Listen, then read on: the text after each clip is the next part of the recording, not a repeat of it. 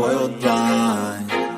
Please, Lord, give me a sign, a sign. I feel like I'm losing my mind. Is everybody in the world blind? Please, Lord, give me a sign, a sign. I wanna be the greatest. Everybody on the fake shit. I look around and feel like everybody is the fakest. I make this every day and I'm impatient, hoping one day I blow up from the basement. Statement, the top is so vacant. I don't hear shit that I think is amazing. Waiting for my day when I'm playing sold out shows for 1,000 faces. Hey, give me that crown, get in my way and to be put down. It ain't your place, all this my town. If I want that shit, then I'll get it right now. I'm losing it, the noose it fits. I'm losing shit, a stupid myth. You choose to live or choose to dip. You choose to fight or lose your grip and lose a gift. I feel like I'm losing my mind. Is everybody in the world blind? Please, Lord, give me a sign, a sign. I feel like I'm losing my mind. Is everybody in the world blind? Please, Lord, give me a sign, a sign. Yeah. There's no mercy in this world, just hunger-thirsty persons in different versions. Each new update, that shit worsens. Why?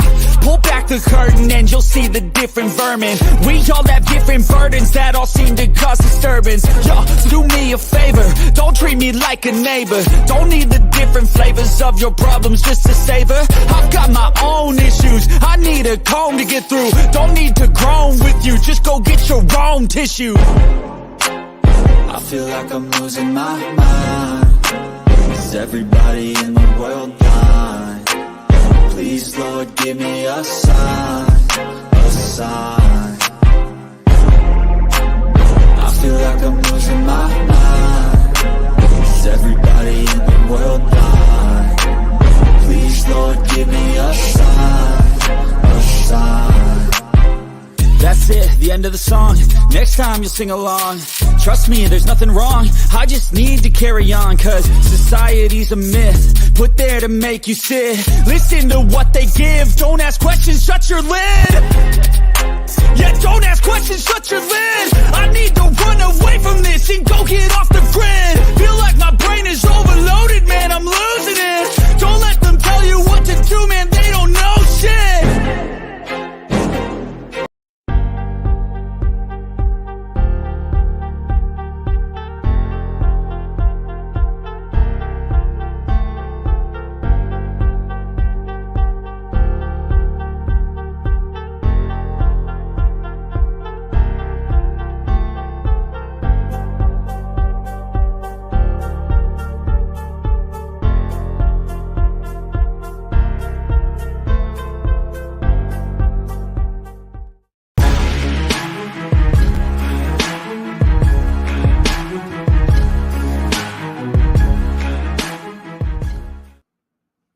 Yo, what is going on, everybody? Welcome to been a long time doing a Phillies play-by-play. Obviously, doing game 2 of this Texas Rangers series.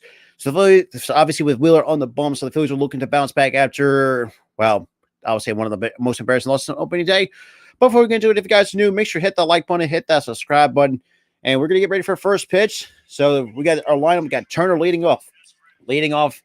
Schwarber hit second, Realmuto to a third. Derek Hall, the cleanup hitter, hitting fourth. Castellanos fifth. Bryson Stott sixth. Alec Bohm seventh. Jake Cave eighth. And Brandon Marsh rounding up the bottom 9 for the Fighting Phils, taking on the Texas Rangers, ladies and gentlemen.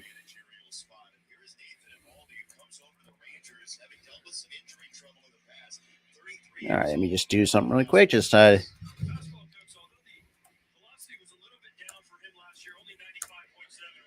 now we got Nathan Eovaldi to be on the bump for the Texas Rangers.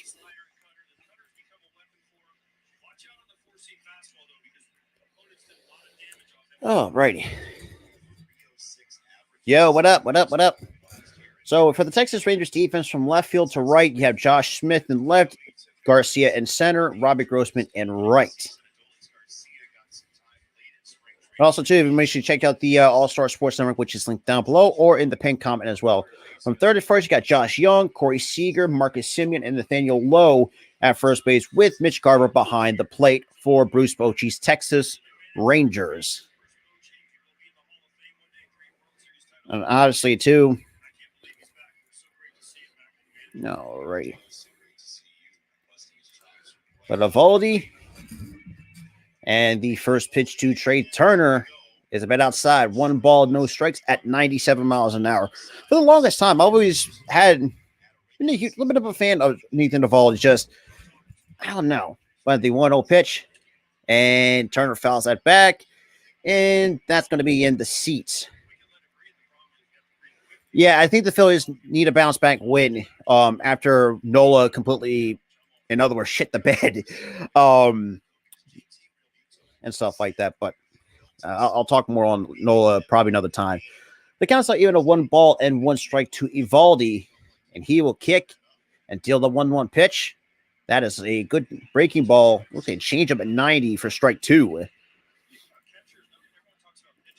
Alrighty, so just try to share this throughout the many Discord servers I'm a part of. Because I was just live earlier for the NXT Standard Live, which I thought was a really good pay-per-view for NXT. And the 1-2 pitch swings and misses strike 3 at 90. And again, a high fastball. Hey, shout out to Houston Astros coming in. I appreciate that.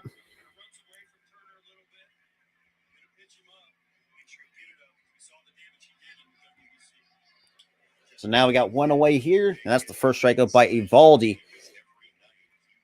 And the first pitch to Schwarber is a bit high. 1 ball, no strikes on a break. Looks like on a curveball at 77. So Schwarber last season had 46 homers, which led in the National League. And the 1-0 pitch. That is a rocket foul.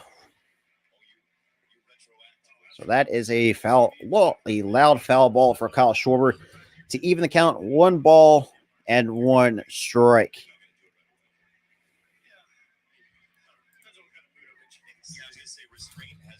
And the 1-1 pitch swings and misses. Strike 2 at 97 up in the zone.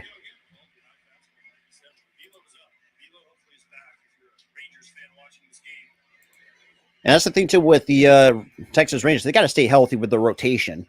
And the 1-2 pitch, that is fouled back. Still holds 1 ball, 2 strikes. Man, almost 200 career homers for Schwarber. That's fucking crazy.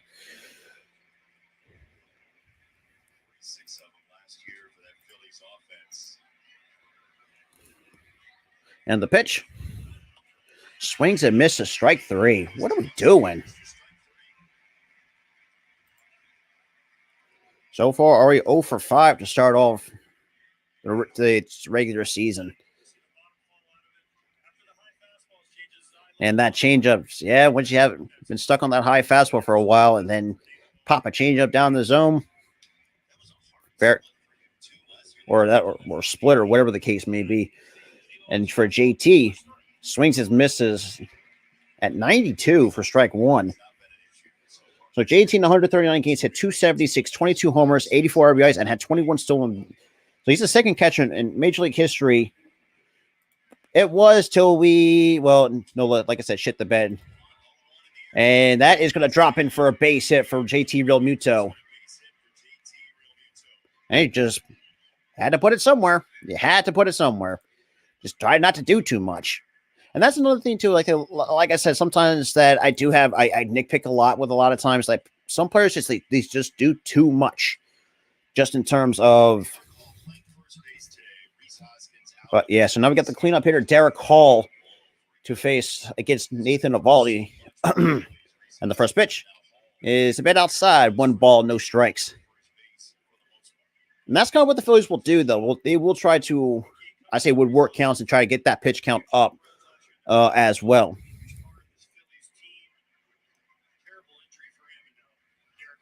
And then 1-0. That's going to drop in for a base hit. That's going to be, could that be extra bases? And JT overran second base and he gets tagged out. God damn it. So JT overruns second base. What the fuck?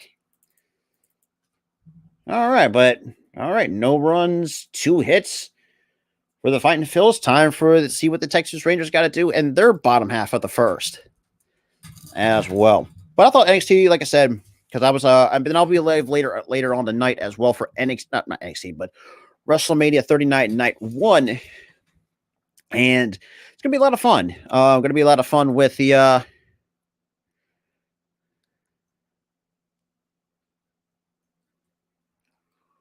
all right.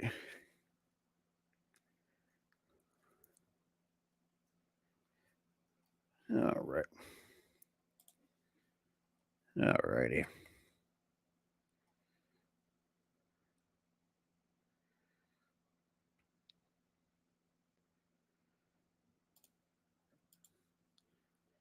Yes. Night 1. Me and the rest of the crew are going to be live as well for night 1.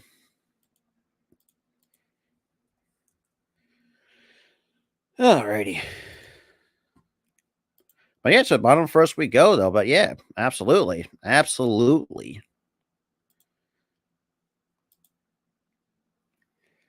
But yeah, so for the starting lineup for the Texas Rangers, you got Marcus Semien, Corey Seager hitting second, Nathaniel Lowe hitting third, Adolis Garcia hitting fourth, Josh Young fifth, Robbie Grossman sixth, Mitch Garver, who's behind the plate, hitting seventh, Brad Miller eighth, and you got the left fielder Josh Smith hitting ninth.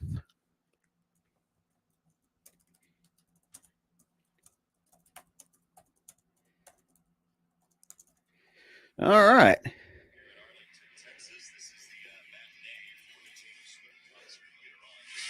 All righty.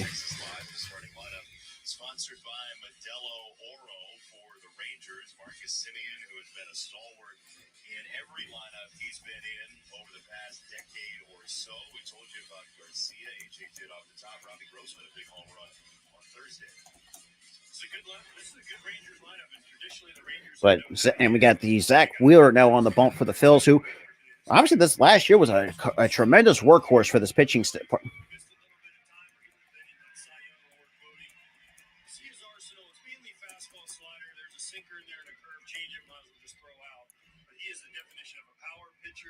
It's a power pitcher. And the first pitch by Wheeler, it's a bit outside, 1 ball, no strikes. That at 97. Like I said, we'll see how that goes. We'll see how that goes. And the 1-0 pitch. And Semien to deep right center. And that's going to be out of the ballpark. And Marcus Semien with a leadoff homer. And that's the first homer for Marcus Semien to kick off 2023 for the Texas Rangers.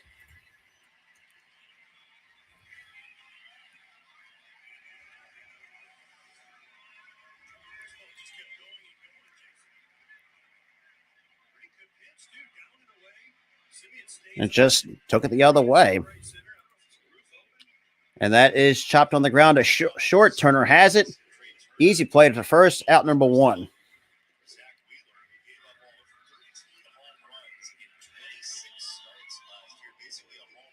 Yeah, it is what it is. Like I said, I'm not the kind of person that's like, give up a whole, give him a horror. It is what it is. That's part of the game. Trust me. I've been on the receiving end of those twice actually in my entire 10 plus year career. So it happens. We got Nathaniel Lowe, the first baseman. Last year had all career highs, hitting over 300 last year. And the first pitch is a bit low, 1 ball, no strikes. Good pitch though. Nathaniel Lowe. And the 1-0 pitch. It's in there, and JT cannot squeeze it. So shout out to the 9 total people in there. If you guys are new, make sure you hit that like button, hit that subscribe button. We're also coming to you live from the All-Star Sports Network as well. The link to that is in the description or down in the pinned comments above. It's a bit inside, 2-1. But Wheeler looks good, though, at 97. Because most of the time, he's 100% fully healthy. When he can hit 97, 98 consistently, there you go. And the 2-1 pitch. Swing and a miss, strike 2. Look at a nice high cutter.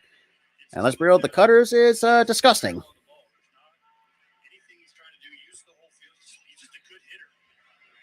And the 2-2 pitch. That is foul.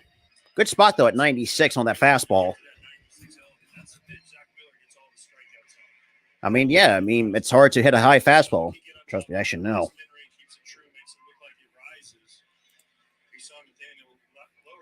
And the 2-2 pitch. As in the dirt, 3-2. If you're seeing that high fastball and you're in the batter's box, what are you doing with it? We're trying to get on top of it. One of the things about hitting is your barrel at sometimes has to match the plane of the ball or be above it. And in order to get above that fastball, you really have to concentrate on staying. And the 3-2 pitch. That is and that's going to be dropping for a base hit for Nathaniel Lowe. So that's their second hit for the Texas Rangers. Texas is going to hit. They always do. Has there ever been a Rangers team since they came to Texas where they haven't just matched? Every year they're known for this. And that was the perfect example of Lowe getting a fastball up, staying on top of it, not trying to do too much, and just taking a single to left. It is hard to believe they won only 68 games last year. And I know they had injuries. I know all that. And Chris Young has done a really nice job. Yeah. And that's going to drop. That's going to be a base hit for Odelius Garcia. And that's going to be cut off. So it'll be runners on the corners, first and third, with one out here.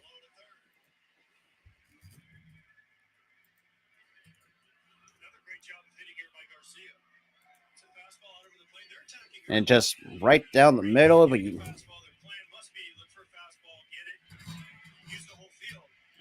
Yeah, good point. Now we got Josh Young, who so far last season did 204 with 5 homers, 14 RBIs, but then again, it's probably a short sample size, so it's really not really much to go off of. But one of the other better prospects outside in terms of infielder prospects.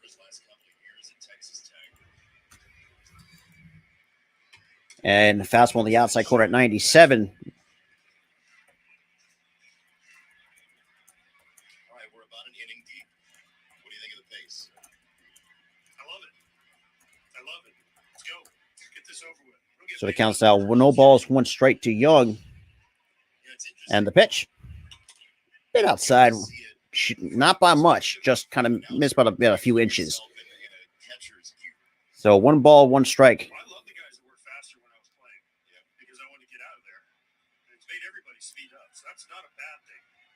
Seen more, I feel like opposite field hits, more guys going first and third than we've seen a month last year. And the pitch. There goes Garcia, and now he spun his wheels and retreats to first base. Garcia thought about taking second base, but and that counts now 2 balls, 1 strike. Garcia goes right there, he's out. He's lucky Realmuto wasn't ready to throw. He would have been out at first. We would have already seen 2 guys backpicked. The opening day numbers were staggering. 21 steals compared to 5 on opening day last year. All right. And the 2-1 pitch by Wheeler has been outside, 3-1.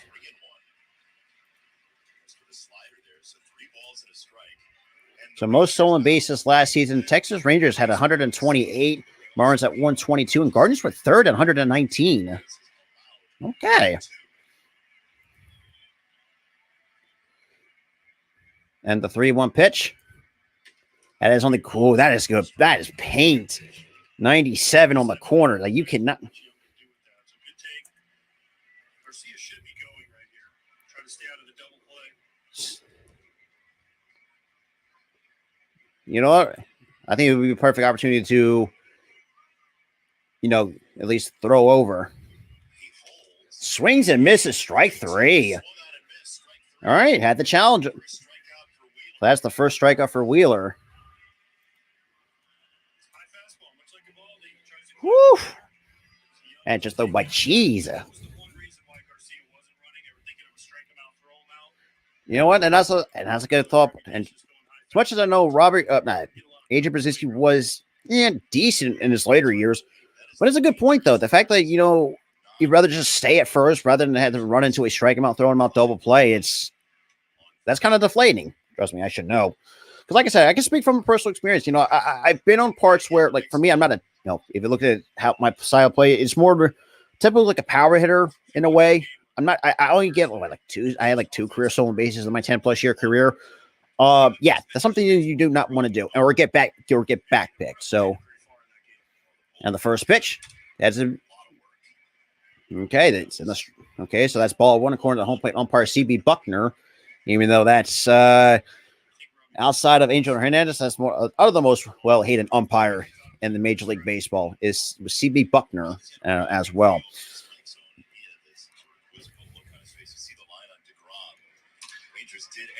And that's going to go in, and Rangers going to go up 2. An RBI single by Robbie Grossman. Now run.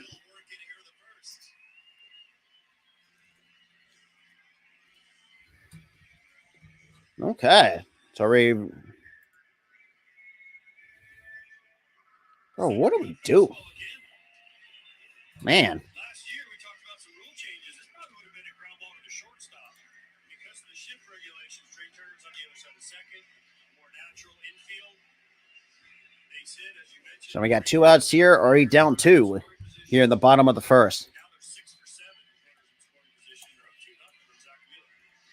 And don't discount, by the way, that ball 1, strike 1 situation last year. The league batting average is up 42 points. So now we get a first meeting on the mound.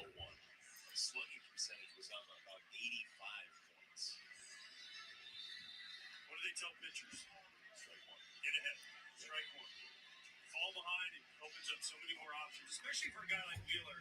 It's not really known for his off speed. He's known for the fastball. If you're a hitter, you can cheat to the fastball. You're ahead 1-0. You got a much better chance to get it.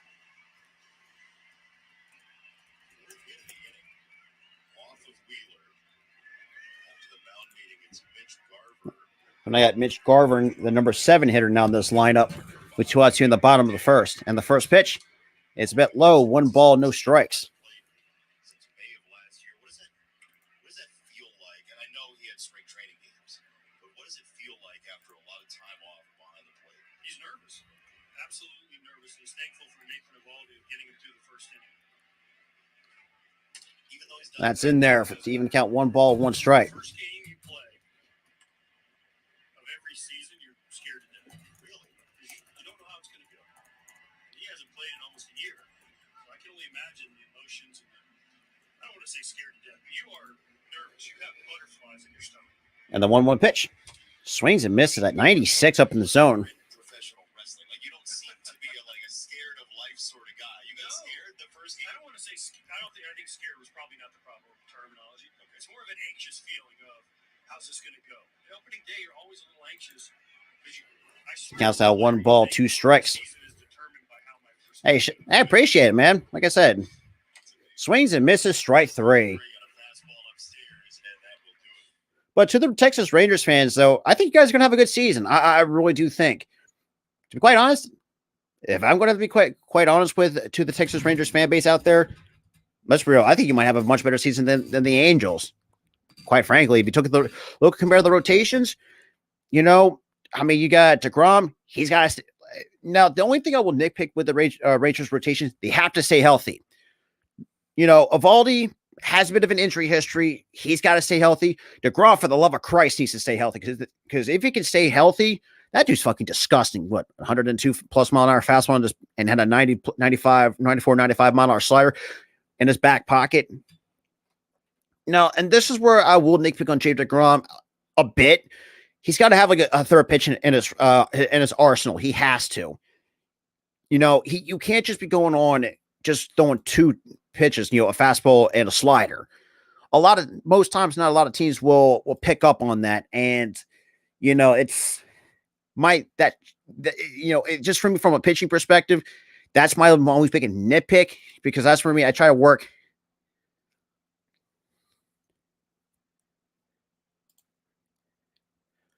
Well, it's like I said, it is what it is. Like, it's funny now, already Phillies fans already bitch and complain like, oh, we're down 2. It's fucking 2 runs for crying out loud. Like, damn. Like, I've seen worse. Trust me, I've seen worse games than this. Well, then again, that's opening day where we blew it, where Nola just got gassed at. And that's the thing too with Nola. Actually, I want to kind of get my take on that. The dude's just been fucking inconsistent. To be quite honest, Nola's just been on open day has been very, very inconsistent. And what I mean by that is like every time I think when he like has like 3 good innings, but when he gets to the 4th inning for some reason, he just doesn't have it. For whatever reason, it's the most craziest shit that I don't know what's going on. From a pitching perspective, I mean, look, he's got some good stuff, sure. But it's just like whenever like I don't know, like he's just had these he's like he's hit and miss a lot of times. And it's ridiculous. Like, but that's just me. But now they're showing like the most wins by active managers. Dusty Baker has that by 90 wins over Bruce Bochy at 2004. Terry Francona at 1,875.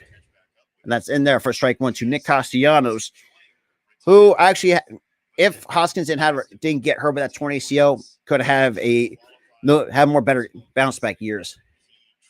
And that's outside. 1 ball, 1 strike by Nathan Eovaldi.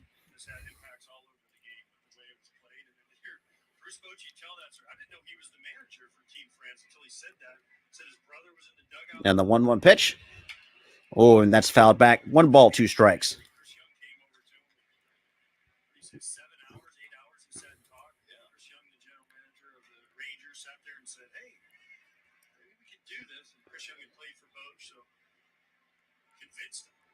And the 1-2. That's inside in the hands. 2 balls, 2 strikes. And Castellanos, good. Yeesh. 136 games, 263, 13 homers. Not good. And that is low 3-2. Obviously, last year he would have swung at that pitch in the dirt. So, I mean, either way.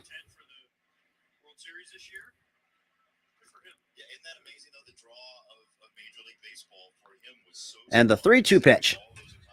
Outside called strike 3. Yeah, that's looked a bit outside to me.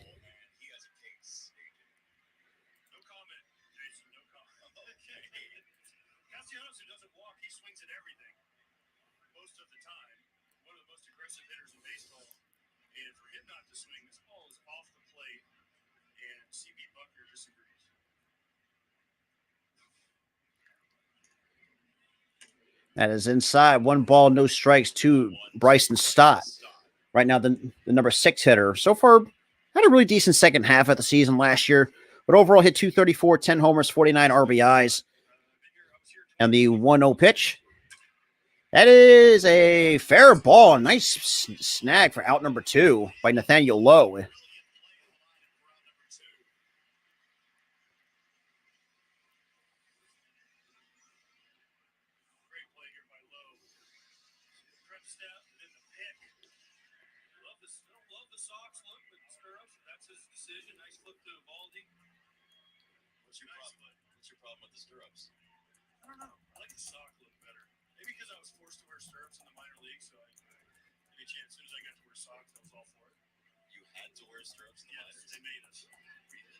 And the first pitch is a bit high. 1 ball, no balls and a strike to Alec Bohm, who actually had a really good opening day in game 1.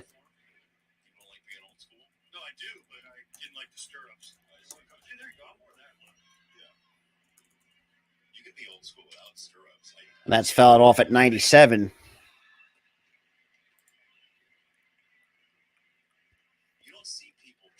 So last season for Alec Bohm had a 280 batting average, 13 homers, 72 RBIs.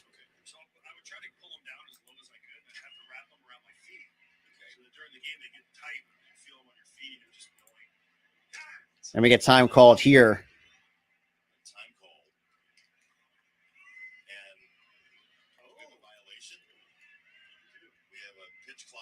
So we got a pitch clock violation.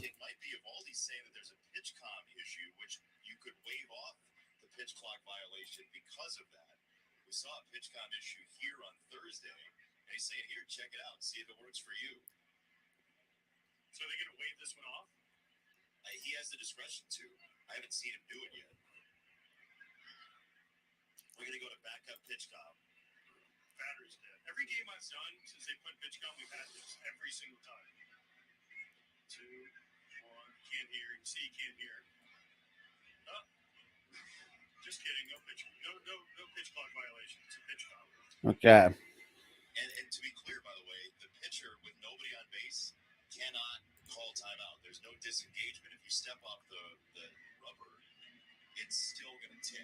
What happens if like a bug flies in your eye? Well, you blame pitch count. I think is what we just learned. We're gonna see a lot of those this year. Yeah, big moment. I can't hear. Give me 20 extra seconds. And here comes the 1-2 pitch. That's gonna stand. So That's inside. 2 balls, 2 strikes. But you can see, guys. I mean, if you're looking for an advantage, you can just say, "Yeah, pitch count doesn't work." Exactly. What are they gonna tell you? You're wrong. Apparently, CB Bucker just did. That's true. That is low. 3-2. 2 strikes for Alec Bohm. The thing is, Evaldi was in such a rhythm, and then for that to go wrong, and now you see he was 0-2, now he's 2-2/3-2. You're gonna put that slash in your scorebook. Well, if he walks him, Alec Bohm only walked on 3 balls. And the pitch. That is chopped on the ground to short. We'll never know.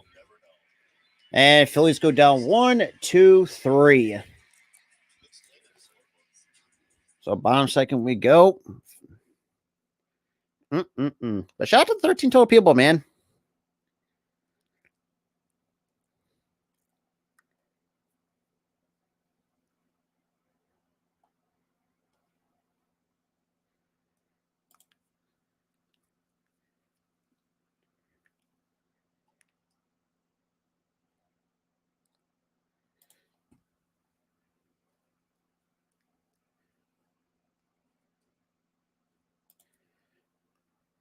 All right.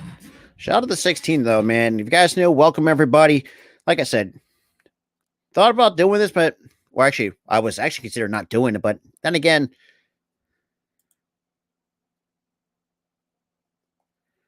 but yeah.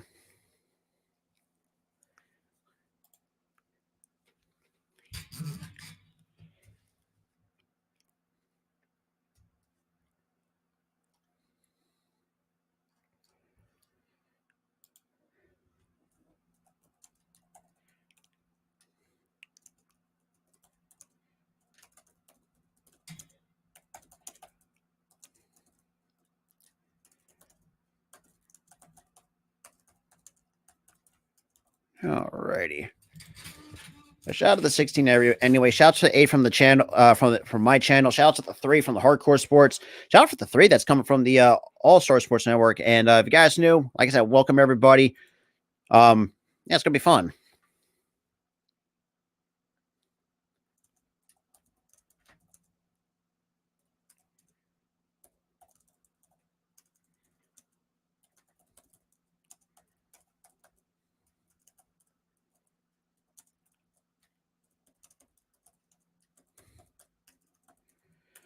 Alrighty.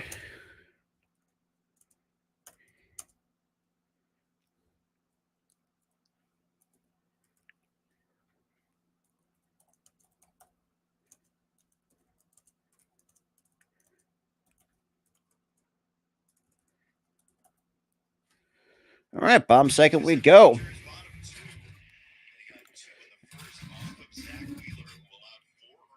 Oh, what the fuck?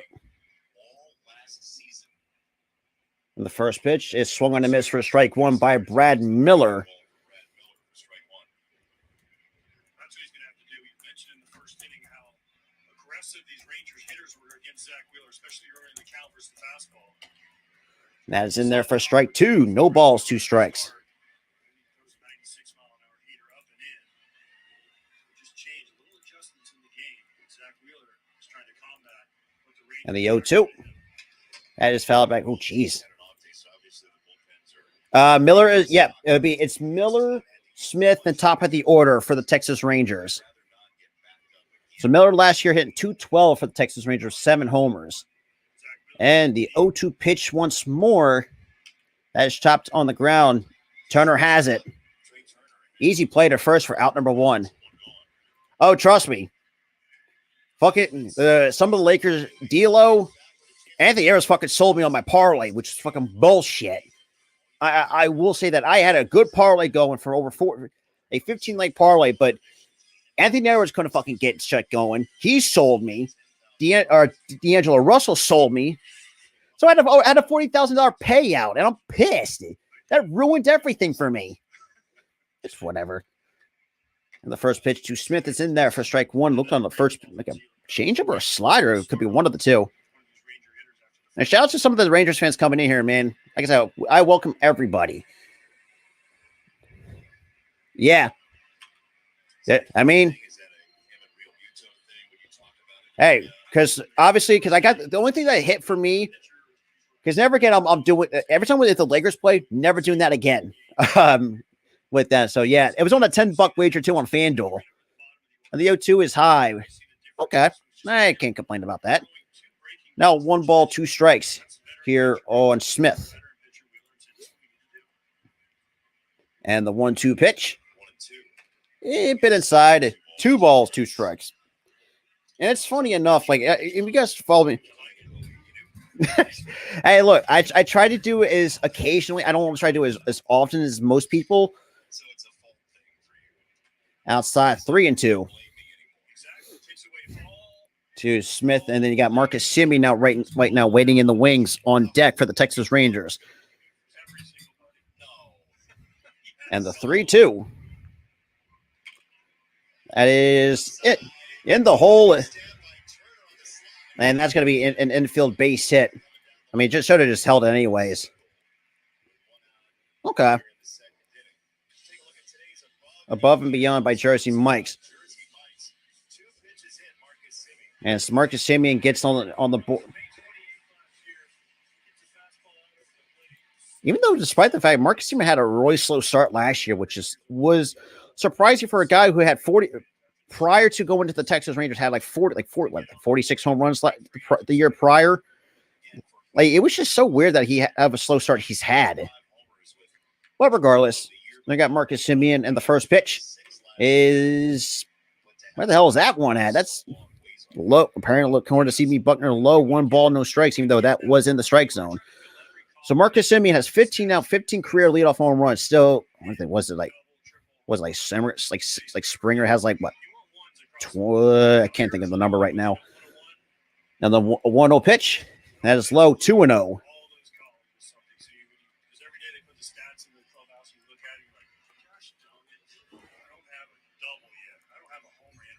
So many homers here before, Marcus Semien is thinking, how long is it going to take me? And he knows it's part of the reason he's here too, right? I mean, the power was part of the reason. And it's a bit high, 3-0. Should have been 2-1 if that was the case, or actually 1-2 or whatever. Then again, though, I can see why people hate CB Buckner. I thought Angel Hernandez was bad, but like I said, I'm not really going to complain about it. And the 3-0 is in there at 96 for strike one.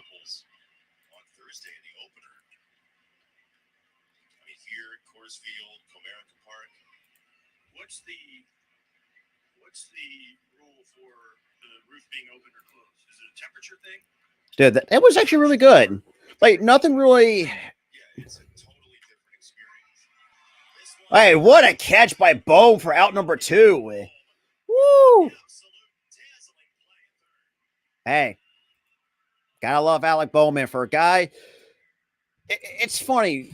Speaking of Alec Bowman for a little bit, though, for a guy that, actually had a pretty good year last year, but if you looked at the earlier part of the season, I think we had that 3-hour game. He said, I fucking hate this place. And the camera, look, I know the audio didn't get picked up.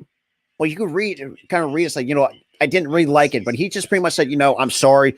And ever since then, he's gotten better. I mean, look, offensively, he's good offensively, but these defenses has gotten a lot better in the last year and a half to 2 years. And it's outside. 1 ball, no strikes to Corey Seager, who is 0 for 1 this afternoon.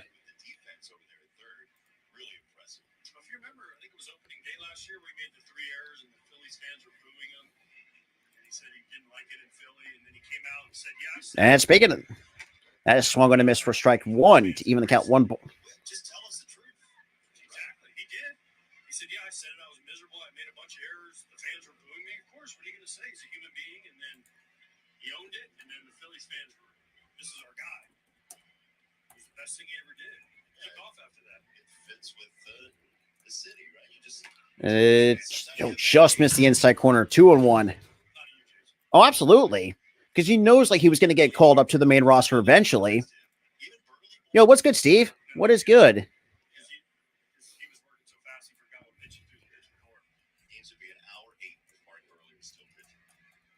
And the 2-1. Low 3-1.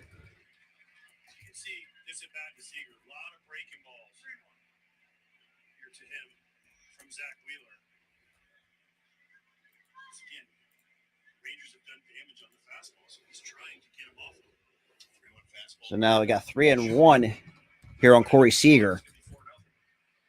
And the pitch. That is chopped foul. Now it's a full count now on Corey Seager.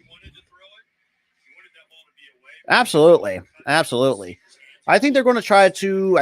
I don't know what the plan is for Wesley at the moment. Because like I said, there's some guys in that Final Five-way that you can make an argument to should have been the North American champion.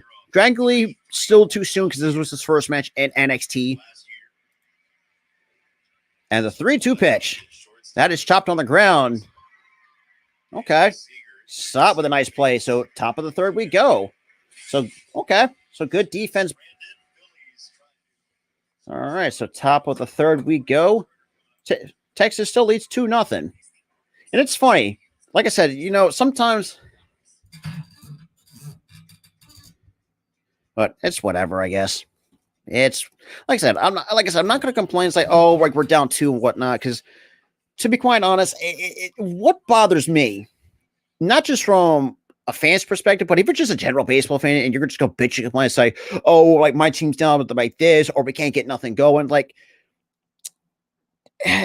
from a guy, this what irks me as someone who actually has been around the game for over 10 plus years. Oh, absolutely. But like I said, we'll talk more. I'll touch more on that. But what irks me is, especially Phillies fans, we know how to overreact to a lot of shit. No matter if it's the Phillies, Sixers, Flyers. Well, Flyers are just complete ass, so we can just cut them out. It's the Phillies, Flyers, Eagles. A lot of times we just overreact. And for someone who, if you're not going to be just a casual and has not experienced the game itself, then don't say anything about that because you're not getting paid the big bucks to do shit. Because like I said, I that's how I look at it from. Because baseball for me has always been my number one. It's been that for over almost 14 years, 15 years. And it's like, look, I will like nitpicking here, not just from not my team, but also from other teams. Like where I see where some of the flaws are. I mean, with the Texas Rangers, the one flaw, we're 2 games in, but the one thing you have to keep in mind, it's a bit of the rotation's a little bit on the older side. You have DeGrom's at 34, 35. I think Eovaldi's like 32, 33, maybe 34. Could be wrong. If you're a Texas Rangers fan, let me know if I'm wrong. But now, I'm not saying that's a bad thing, but where the issue lies is the health. We've seen it with DeGrom. He has not had a full season since 2019. We saw it in 2020. 2020. We don't really want to count that because I really don't want to because that should never count, by the way. But regardless, that's just my thing on it. But we're back here at the top of the third. But now we got Jake Cave, Brandon Marsh, and the top of the order. And the first pitch is there for strike 1. So you couldn't.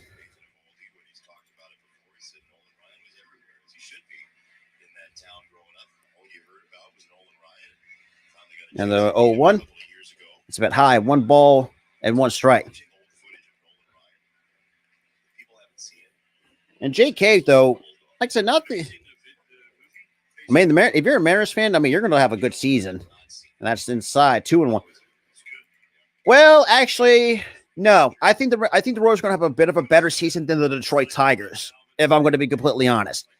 I think that right now, the best case scenario for the Royals could be a third place team if everything works together.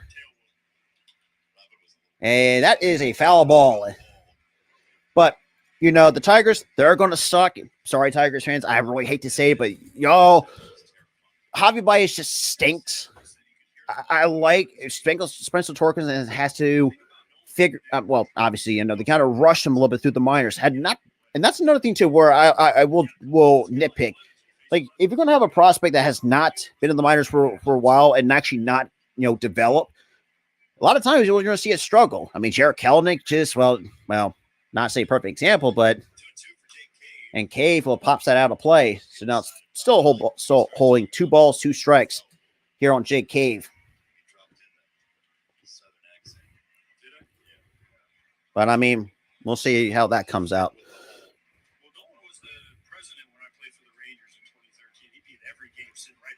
And the 2-2 pitch.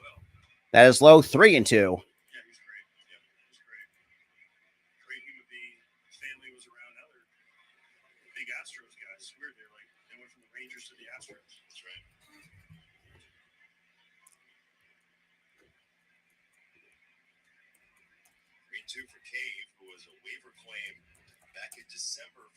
And the 3-2 pitch. Outside, ball 4. So that's going to be a leadoff walk for Jake Cave. So the Phillies got their first base runner here to start the top of the third off with Brandon Marsh, who had himself a really nice day on opening day as well.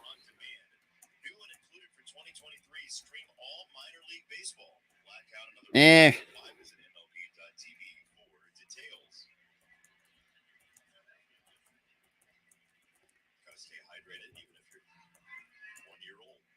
the first pitch is high. 1 ball, no strikes to Brandon Marsh. Another guy the Phillies took a chance on after the Angels. Well, they really not doing much with him. But so far, I mean, look, 245, 11 homers, 52 RBIs. But overall, in a short time with the Phils, though, since coming to Philadelphia, hit over 300. Outside, 2-0.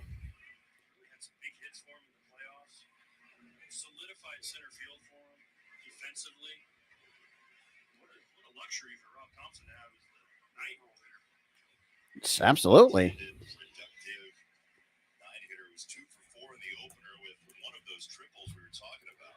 The 2-0, and he pops that out of play. Now it's still 2 balls, 1 strike here on Brandon Marsh. Damn. Well, we'll see how that goes. But shout out to the 18 total people that's in here, man. I welcome everybody, especially too for those coming from the All-Star Sports Network. Check the link down below or in the pinned comment. Because like I said, we're trying to grow. Me and Tyler are going to continue to grow this network with a bunch of good content creators. And a quick first pickoff attempt by Ethan Volley, because you're allowed to 2 after the third. If you can get him on successfully on the second one, if you do it again, well, it's actually a balk. And that was ball 3.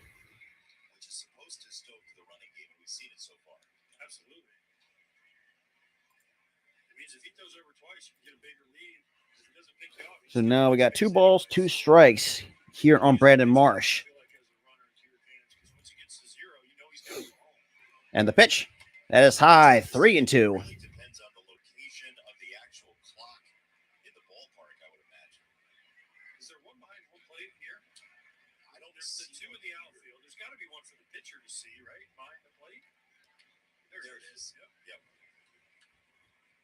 And the 3-2. And that is ball 4. So back-to-back walks for the Fighting Phils here in the top of the third. Wait, that's a... What? Oh, wow. So they call that a strike? Well, that's an issue.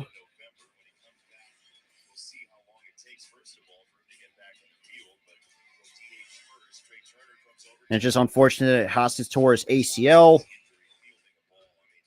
Now we got Trey Turner. He is 0 for 1. And swings and misses for strike 1. No balls in the strike.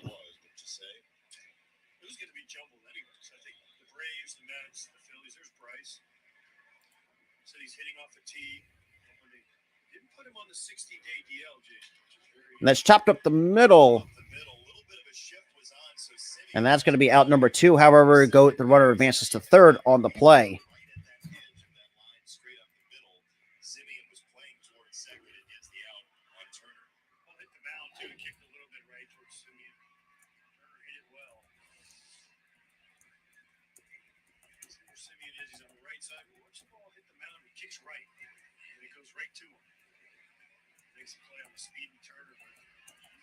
Phillies didn't put Bryce Harper on the 60-day DL, so maybe he can come back and play first if Derek Hall doesn't do something. So now we got Schwarber. Swings and misses for strike one. Third base, possibly. I mean, they have options they can play with. Schwarber can play first if they need him to. A lot of options there. He's going to fit. It's going to feel like a trade when he comes back. As low inside. 1 ball, 1 strike. No, they wouldn't want to play. You don't want him to get a day off or two.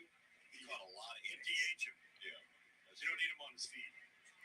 As the former catcher says, let him DH so he can still get his at bats. Don't play the field. I thought it was ball 4 on Brandon Marsh, but CB Buckner, man, good God. Has popped up. High in the sky. And On the infield. Who wants it? And Seager will make the catch for out number 3. Well, Phillies can't get anything going on. Bottom third we go. Shout out to the 18 though, man. Y'all are some good people. Whether you've just been obviously not day one of the Philly Sports Talk podcast, but when you since being over 1,000 and whatnot.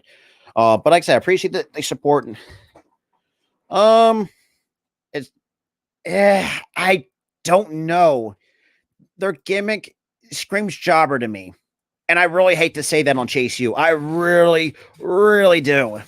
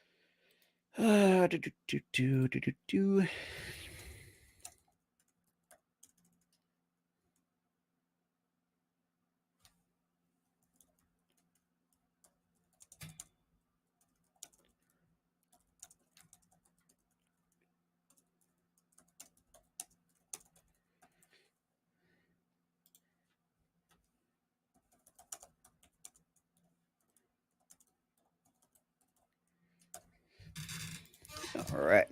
Shout out to the 17, man.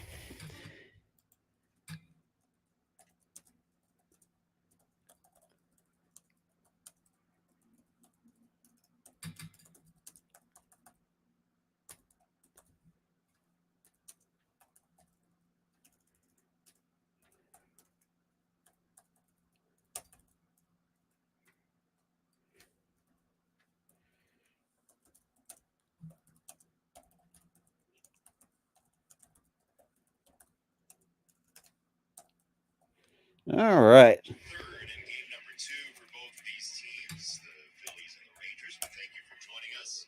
Fox Saturday Baseball. And the first pitch. It's been inside. 1 ball, no strikes to Nathaniel Lowe. He's 1 for 1 so far. Well, we'll see if that's the case if he goes to Raw or SmackDown. And it's Lowe 2-1, 2-0.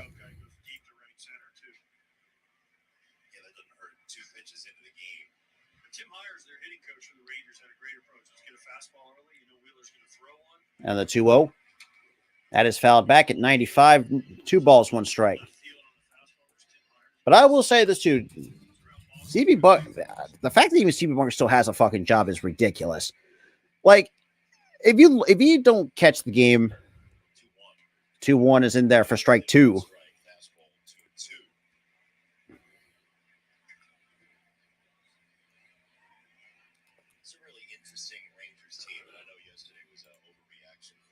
And the 2-2 is a bit high, 3-2. Well, the Giants are never going to score a run, and the Rangers can score 11 every day. But with Bruce Bochy in the dugout and all the big names here, the expectations, I would say, are as high as you can get.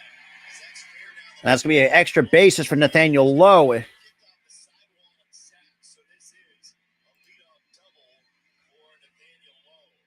So it'll be a leadoff double here in the bottom of the third.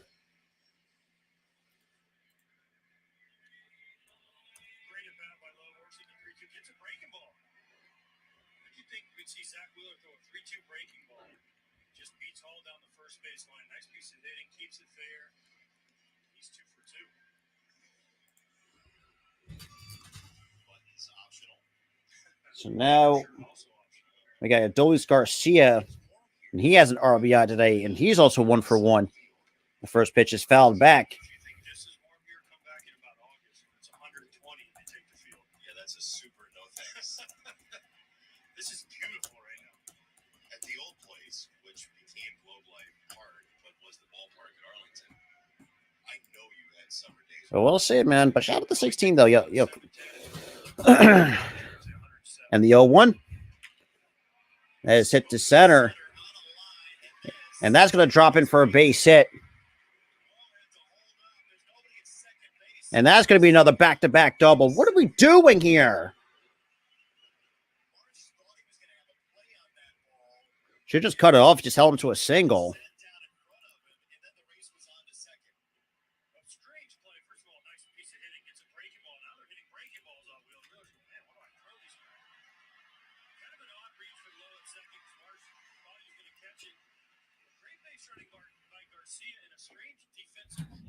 But now we got Josh Jug. Now, obviously,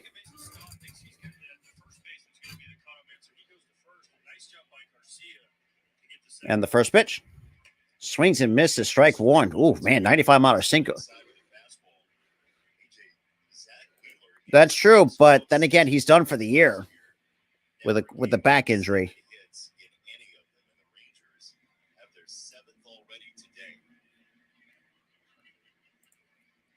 Swings and misses. Strike 2.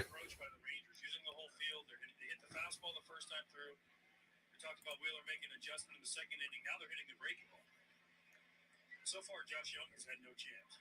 I was going to say, it looks Wheeler like just firing fastballs and saying you can't hit this. That's right. He throws another fastball up, he's going to punch him out. In and out, he'll punch him out. And the pitch. In there, called strike 3. That's just.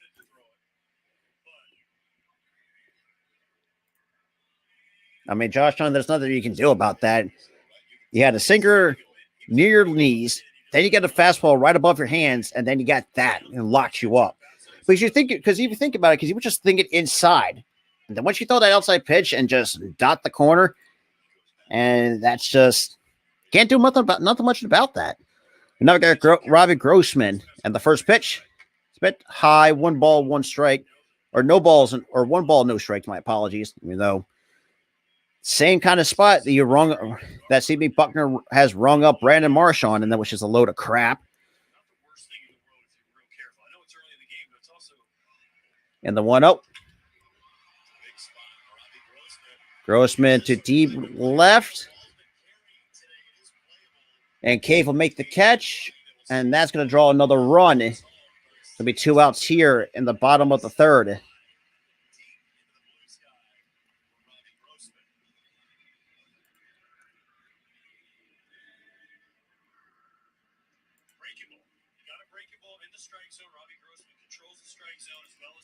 And there's been, and for those who have not really kind of paid attention, there's been a lot of talks with the robo-ums too, or the automatic strike zone, which if that's going to be the case throughout the entire league, don't be surprised that's going to come into the Major League Baseball because, that is low, 1 ball, no strikes. But, it's just like some of these umpires that you have, like Andrew Hernandez is fucking terrible.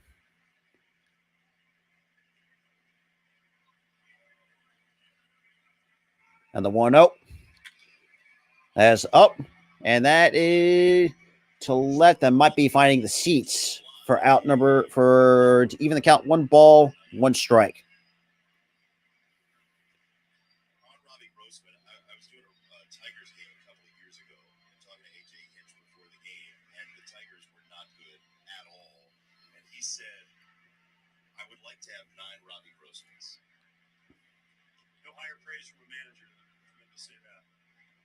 We could have 9 switch hitters too. I mean, it would be great. 9 guys with good eyes. Now the 1-1. That's outside. 2-1. Counts now 2 balls, 1 strike here on Mitch Garver. I think for the longest time was just such an underrated player.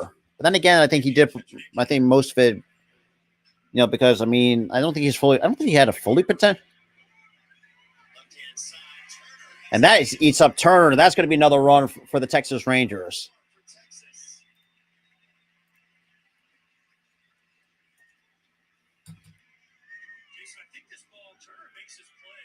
And that's going to be an error on Turner.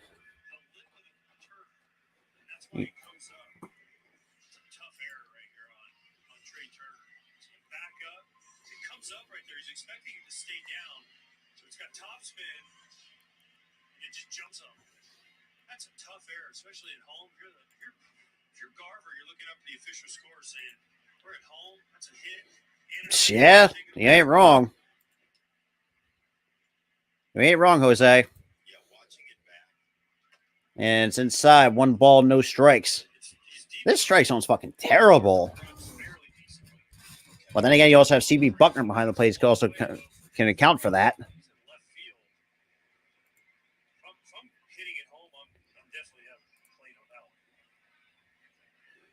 And the 1-0, that's off the edge, 2-0. Where the fuck is this missing? CB Buckner, man, y'all. I don't even know how the MLB still has this dude.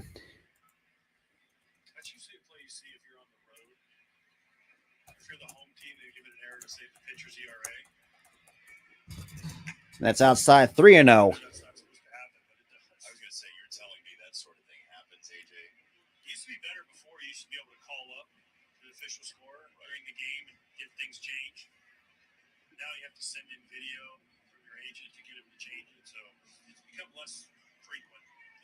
And the 3-0. That is in there at 94 for strike 1. So now the count's 3 balls and a strike.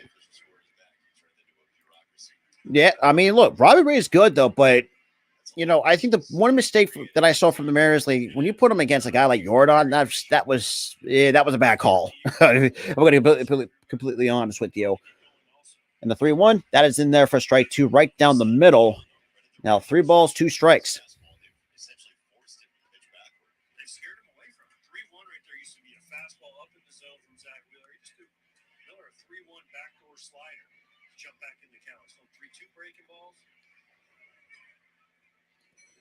And the 3-2 that has popped up, and the shot in the behind the third base bag. Boom will make the catch for out number 3. Top 4 we go. So Texas puts 2 more here in the bottom of the 3rd. All right. Hey, you're like I said. I mean, look, I will say this too. Joe West wasn't terrible, but he's just been his strike zone was inconsistent. I would rather have a guy like Joe West, even though he does sometimes have some funny moments, sure, rather than have a guy like Andrew Hernandez, who the fact he's being protected by his tenure, which is a lot of crap. And CB Buckner, not just from us. I mean, we've seen Ollie Marmol had issues with him. We have seen a lot of teams have issues with CB Buckner, so it's not us.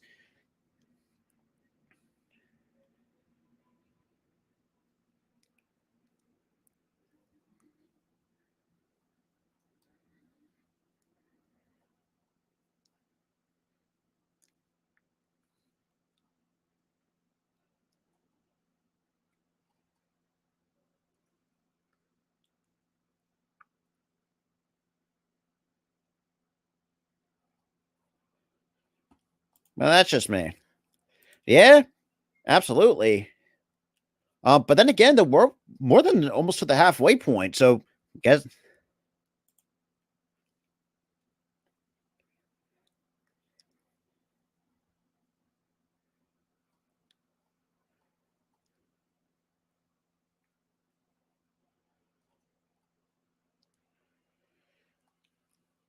Well, like I said, sometimes where I, I don't really, we'll put any disrespect on the Texas Rangers, but where I have issues sometimes, I mean, look, if you look at last year, sometimes that bullpen, before even with some of the additions, though, at times, like, it gets you to wonder sometimes, like, and think of this too, the AL West is competitive as well. Sure. I mean, you have 3 competitive teams, or technically with 2, the Astros and the Mariners. But we saw it last year that the bullpen was always the biggest weakness. Same with the starting rotation in a way.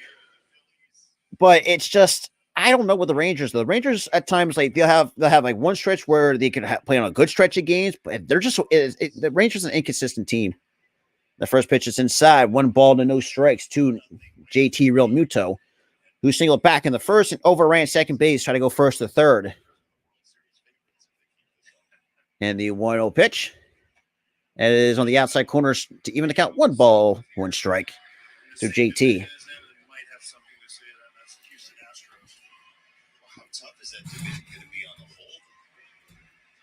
And that's a bit outside, 2-1 to Real Muto.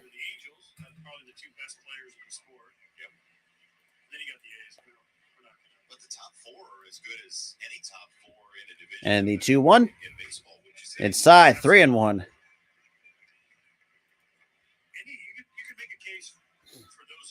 So the count's out 3 balls, 1 strike on JT Real Muto here in the top of the 4th. And the pitch outside, ball 4.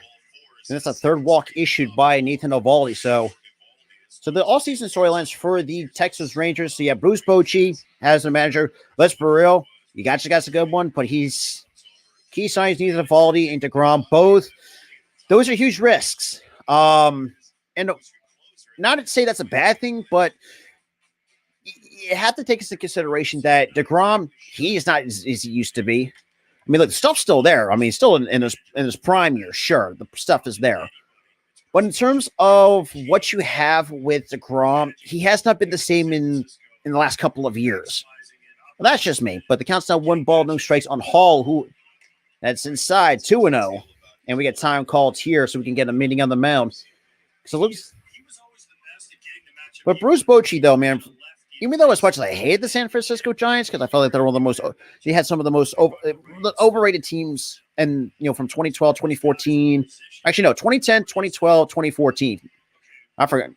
God, it feels like that's been like feels like forever. God, just remembering those teams. I mean, he still had a prime Buster Posey, just unfortunately.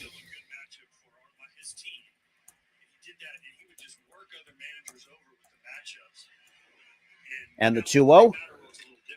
And Hall, oh God, I cannot see where that's going. That's off the base of the wall.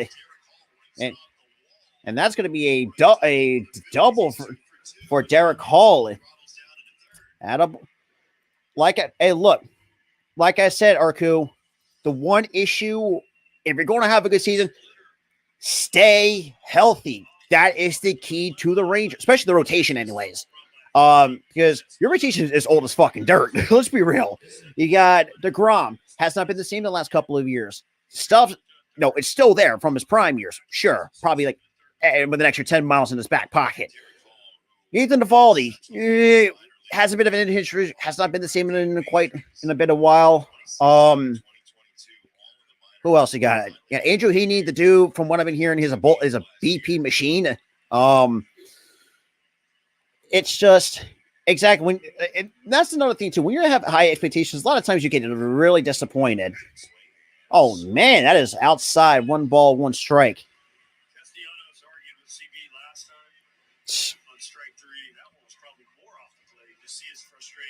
I mean, CB Buckner's fucking garbage. That's swung and a miss, strike 2. 1 ball, 2 strikes. Well, like I said, I have no disrespect to the Texas Rangers, but in a competitive division, that is the AL. But then again, you got the Astros, the Mariners, and the pitiful. Wait, who else is in that? Who else is in the West outside? That's off the leg. And that's going to bring up 1 run. And Derek Hall will come around to score. Now, I will say this to Eovaldi. Trust me, that shit's not fun. When you get hit take a line drive off the leg, that is not fun. I will say this. Look, from a pitching perspective, I mean, look, you guys, you want to do as much as you can to help your team, or at least, get your team in a good spot to win games. But there's a lot of times there's some risk involved in that. Either you get, we've seen pitchers get hit in the head on the comebackers, which is, to me, scary. That still fears me as a pitcher to this day. I've gotten hit by a couple comebackers. I took one in the midsection. Now, granted, I'm a big guy, so I did kind of cushion the blow a little bit. But still, why not have a bruise at the end of the day? Took a line drive off the shin. Surprisingly, felt actually fine, even though Let's roll. That thing was sore as a motherfucker. A few hours later, that shit's not fun. Shit's not fun. It's very unfortunate that. Oh yeah, that's.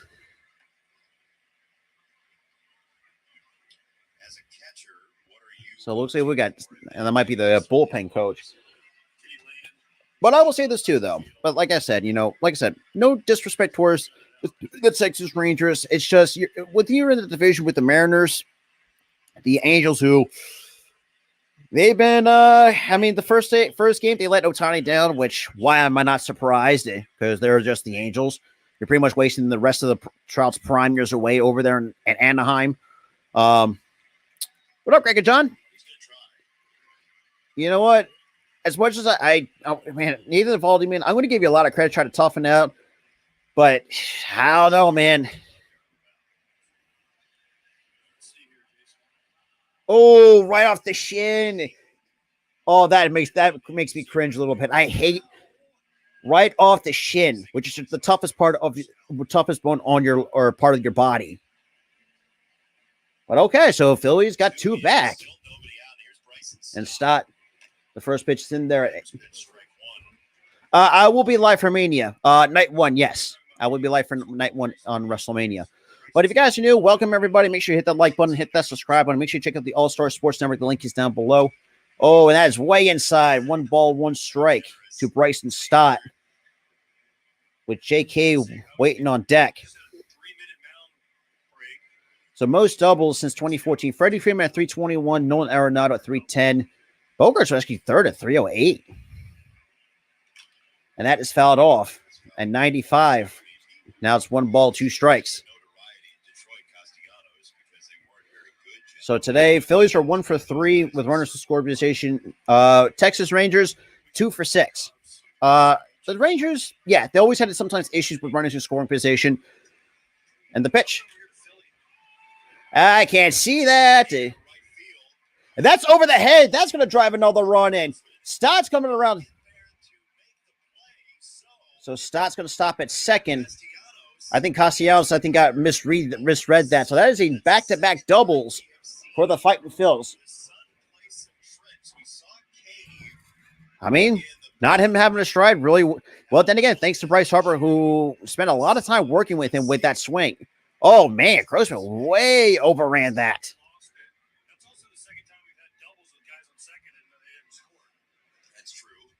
Yeah, good point. Yo, it's a nice, beautiful day in Texas, actually. Even though I do want to go down there, for sure, just to go. But for those who live in Arlington, though, any good spots? And that is fouled off. No balls in the strike by Alec Bohm, who, like I said, I don't really have high expectations for him, but I do think he's going to have another good year like he did last year. This dude has a capable to drive in 100 runs, just of the kind of a player that he is. Defensively, he's got a lot better. And that's inside. 1 ball, 1 strike.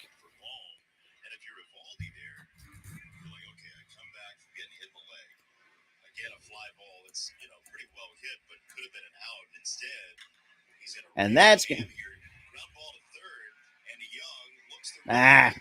okay.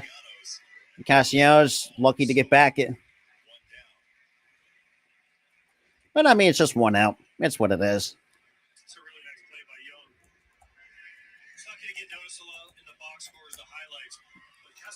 But yeah, man. So we got 1 on here at the bottom of the 4th, a 2-run game. And now we got Jake Cave coming up for the Fighting Phils.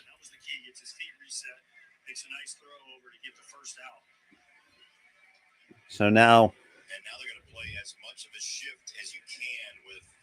and the first pitch is low in the dirt. 1 ball, no strikes.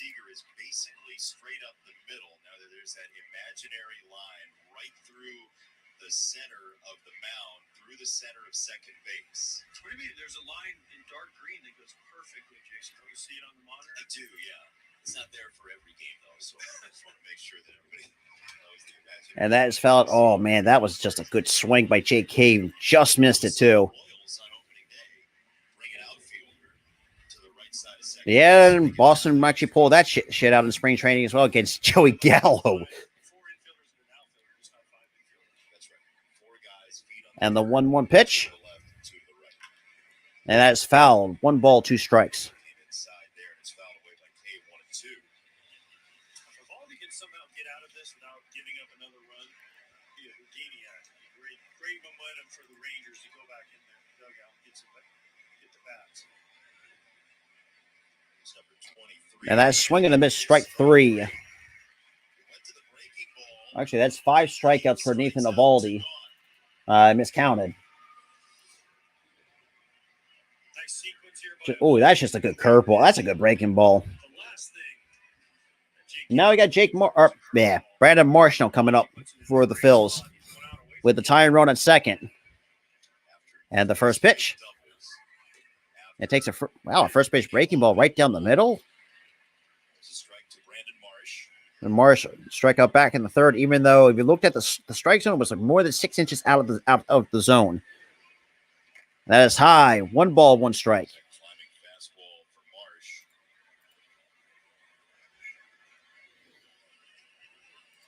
Phillies had looked for years for a center fielder. That was a position that they had difficulty finding a stalwart. That is outside. 2-1. Taking over the job here this season.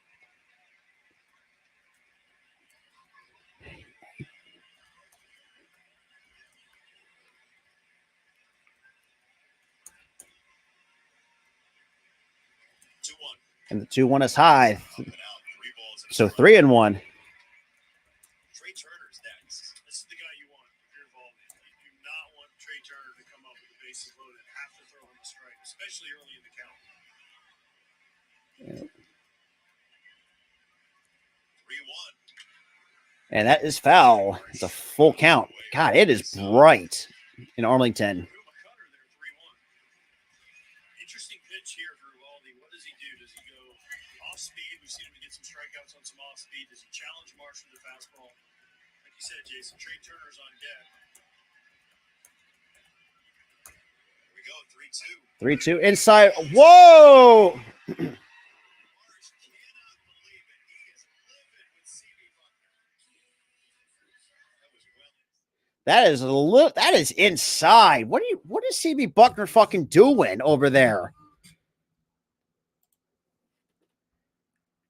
So we get a strikeout that was more than inside. And then he had the first strikeout by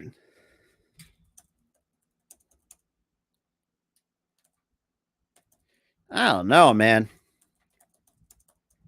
But regardless, Phillies cut this lead down to half. But would have been nice to actually had this game tied up.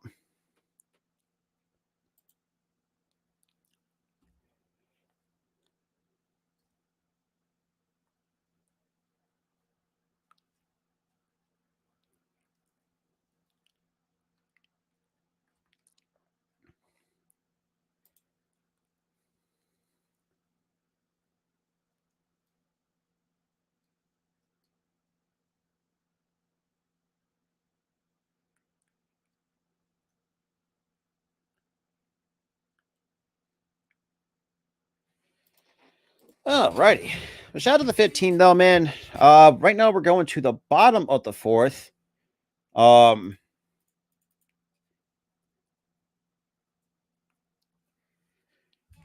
nobody cares about this. Jesus gets us bullshit.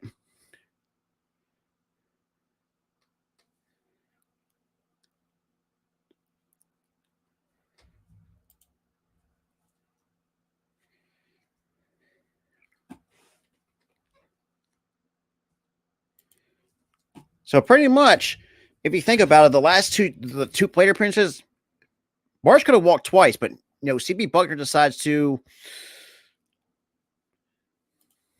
All right. I'm taking care of something really quick for my boy Earl as well. But yeah, man, it's CB Buckner's fucking garbage. Just watch. When he ever gets assigned to a different team, just watch that.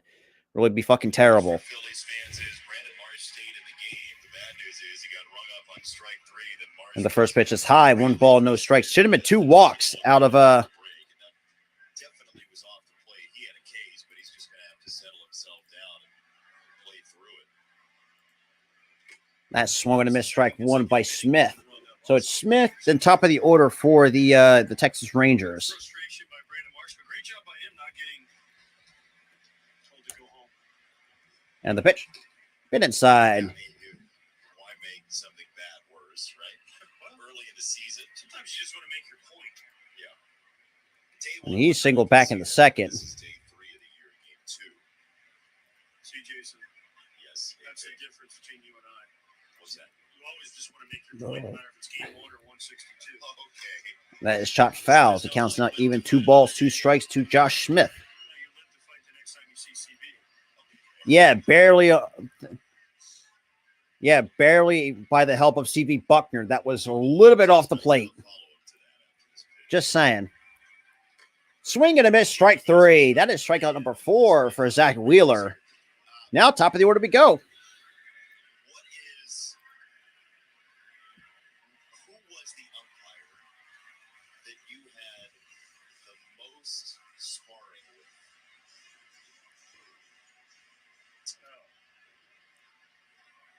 Like even good natured, right? Like who would talk back to you and you could tell them that you thought they were bad and they'd give it back to you? That swing and a miss, strike 1 by Marcus Simeon. Advisor Jim Reynolds. Okay. Saw him in the umpire's room today. And it's good. Even today, he was giving it to me hard. Was he? Swinging. Oh, that is just a bad swing by Marcus Simeon. Strike 2. For you, it was, Oh, I see you're here again. Nice to see you again. When are you going to start yelling at me? Stuff like that. nice. Were you a talker to the umpires behind the plate? Was it constant? Only when we messed up. Okay. So always in your And we get time called. We got one. we have a violation. So pitch clock violation on Wheeler. Crowd here rejoices. Wheeler called for ball 1. All right. And the 1-2 pitch. So 1 and 2. Swing and a miss, strike 3. Back-to-back strikeouts by Zach Wheeler. 2 down. At strikeout number 5 for Wheeler here in the bottom of the 4th. By the way, for accounting purposes, if you're interested, I'll get to that in a second. First, suit up this season at MLBshop.com. Check out the largest selection of authentic caps, t-shirts, collectibles, and more. Gear up with your favorite team at MLBshop.com. The first pitch swung and a miss, strike 1. Pitches in the box. I was going to ask you that, if they counted or not. They don't, because the pitch count is meant to keep track of pitches thrown, but you're going to then And inside, overthrew that one at 95 to even the count. 1 ball, 1 strike. Yes. It's very confusing. Kind of like when you're trying to square your cash register at the grocery store. That is fouled off. 1 ball, 2 strikes.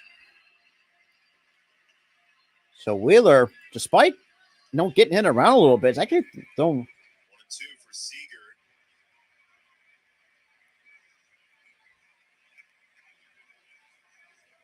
All right, so counts 1 ball, 2 strikes. And the pitch. That is fouled off at 96. Okay. If you're in the stadium on a foul ball, the pitch clock won't start until a ball is put back in play. And according to Major League Baseball, the bat boys, the ball boys, And the 1-2 pitch. That's inside. 2-2. time as well this year. When are we going to get the Bat Boy Combine, Bat Boy Bat Girl Combine? I'd be totally in for that. Who can run the fastest? Who can get the bat the quickest? You could then have rankings on a high school, right? You could have a top 300. And the pitch. Outside, 3-2. Oh, now I've crossed the line. Yes. Yeah. So Corey Seager's already 0 for 2 today with 2 ground outs. For Seager. And the 3-2 pitch. Outside, cold, strike 3. That is strikeout number 6. Was on the corner. So Zach Wheeler strikes out the side. So top of the 5th we go. Top 5th we go. Boom, boom, boom, boom. Here we go.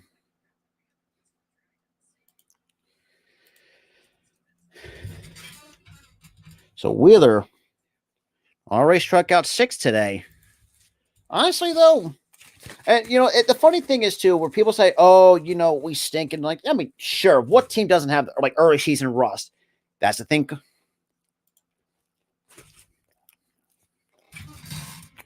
Just early season rust, like damn. But like I said, spring training, especially this year, was not long, and I think that's why I think a lot of times we had guys.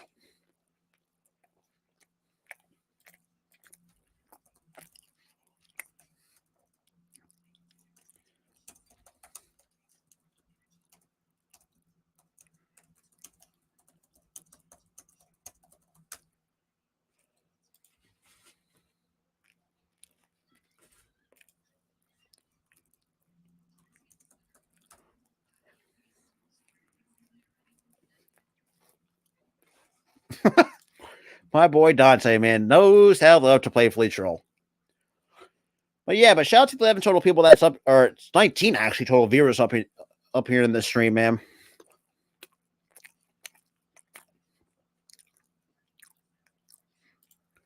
But yeah, man.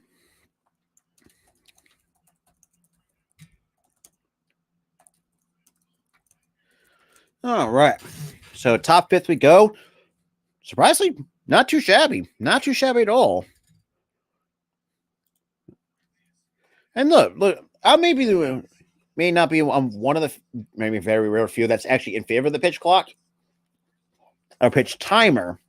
The way that I see it, or what I can make in comparison, is basically a shot clock in basketball. I think a lot of times too, I think that's where I think.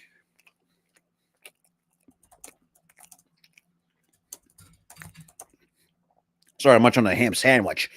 You know what I mean with the shot clock in basketball. That's kind of where the comparison I'm going with here. But now we got to the top of the order with Evaldi. Kicks and deals the first pitch to Turner. Takes the first pitch in there for strike 1. And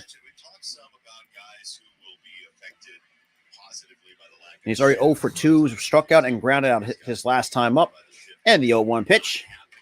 Swings and misses, strike 2. Seems to be one of those guys who can really tune up the run game with the new rules this year. Yes. The bigger bases, the less throwovers. And the pitch. That is poked foul. And Robbie Grossman can't make the catch. That's going to be... And that's going to be a leadoff triple for Trey Turner. All right. So Trey Turner leads off with a triple. I thought Robbie Grossman had that catch. Yeah, trust me, that shit's not fun either. When you lose in the sun, that's the funny thing too. It's like you haven't played it perfectly, but and then all of a sudden it gets lost in the sun. It's like, oh fuck. Hey, trust me, I had that happen a couple times. So I mean, I'm not too afraid to admit it. All right, so now we got Kyle Schwarber coming up with here, and the pitch. And it's chopped on the ground to second. However, he still does the job. Phillies cut it down to 1. Hey, look, it's still an RBI regardless. I'll take it. So now we got JT now coming up as well.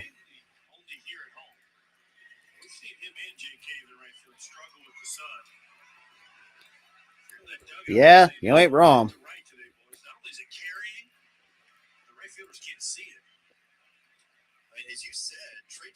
And the first pitch. And it's outside. 1 ball, no strikes.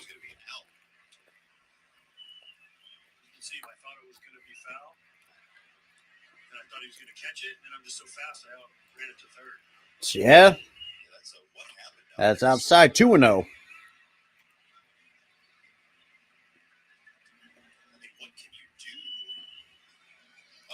Sunglasses and trying to find a better angle on the ball if you're out there. And the 2-0.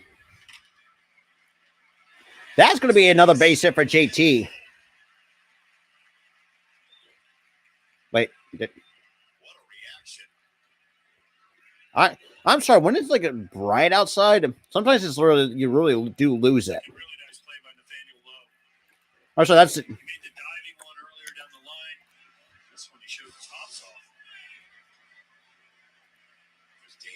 So Dayton dying now warming up.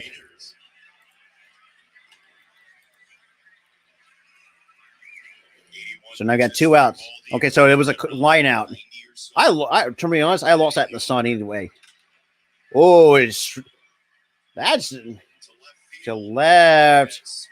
Oh, Smith with a nice sliding grab. Okay, well, either way, we still got 1 back. So bottom 5 we go. Okay, we're down 1.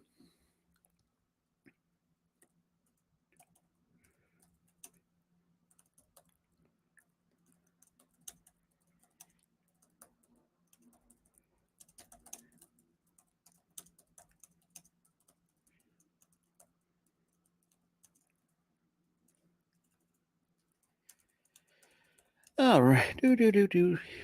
Yeah, da.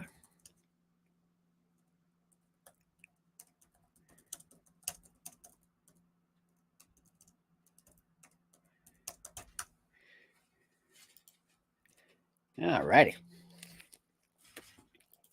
Shout out to everybody, though, man. Shout out to everybody.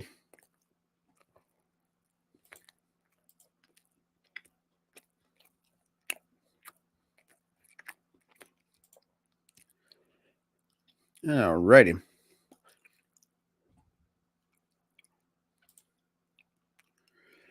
right, so bottom 5th we go. So that may or may not do it for Evaldi, but we'll see. I know he's getting up there on the pitch count. I will admit that.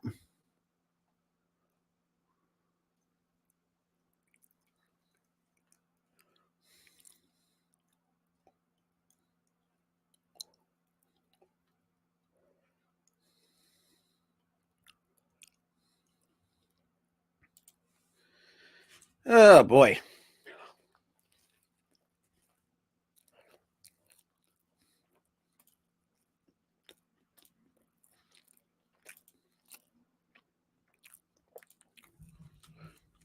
Okay.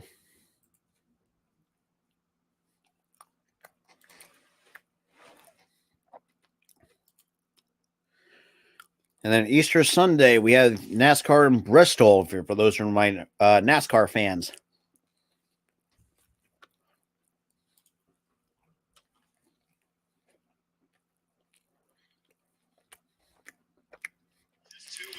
So USFL kickoff, new season, April 15th and the 16th. Let's go Philadelphia Stars. So you'll see more USFL content.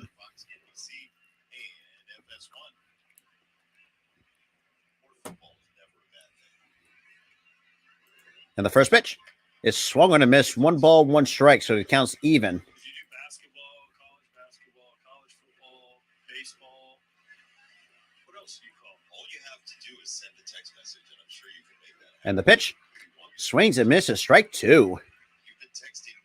So 1 ball, 2 strikes.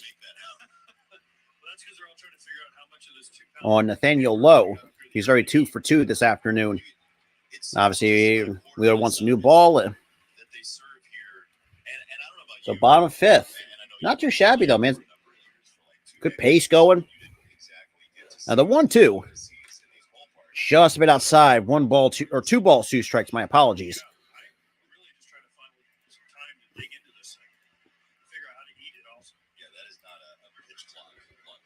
And the 2-2 pitch. Oh, got him to flinch, but still holds up. 3 balls, 2 strikes.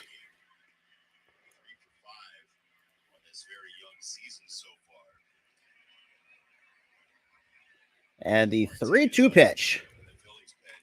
Outside called, strike 3. That is strikeout number 7.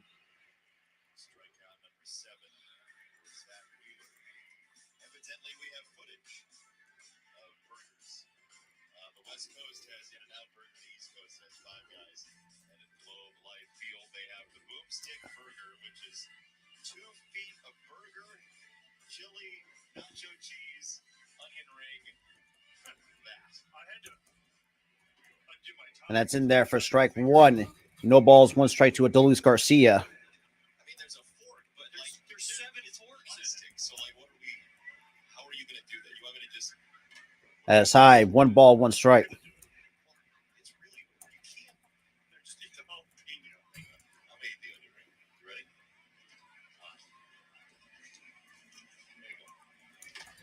That is swing and a miss, strike two. You tell me. It's good. Is it? Really good. How's the chili? Very good. It's hard to cut, though. I'm going to take your word for it. I'm waiting till between it. And the 1-2. That is low, 2-2. Not a good idea. Shout out to the 20 that's here in the chat, man. All of that is your all pun intended. We went 5 guys on the East Coast. Did we get a Shake Shack? No. Thanks to start Burger Wars. Time called. I think this is the one timeout here for Garcia. So Garcia takes his only timeout here in his plate appearance because you get one per plate appearance. It's inside, 3-2. Almost hit him. Adolis Garcia, Brandon Law struck out looking. So right now you got Garcia and you got Josh Jung waiting on deck. And Wheeler, he'll kick, deliver the 3-2 pitch. In there, that's ball 4. What do we do? Wow, CB Buckner, man. What do we do? Man, CB Buckner, that is strike 3 in the zone. What are you looking at?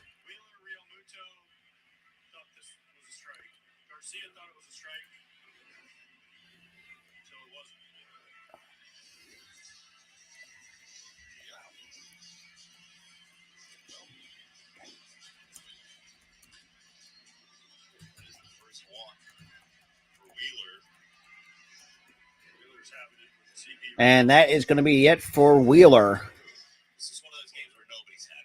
So you got Junior Marte now coming in for the Fighting Phils. All righty. Nope. I need to put 0. Boom, boom, boom, boom, boom.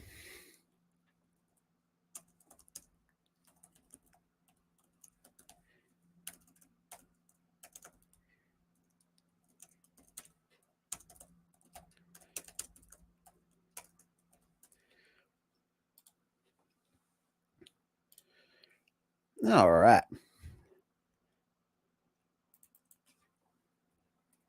Doop, doop, doop. Boom. No. Ding dong. All right. First person out of the bullpen is Junior Marte, even though I know his name's kind of spelt weird, but.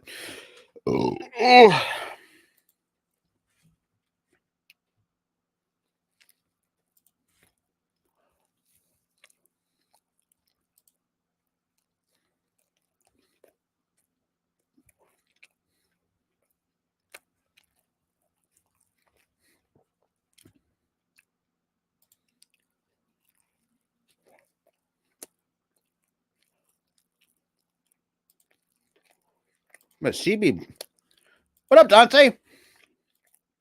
I said, don't mind me. I'm much on a ham and egg sandwich, which is fantastic, by the way, too.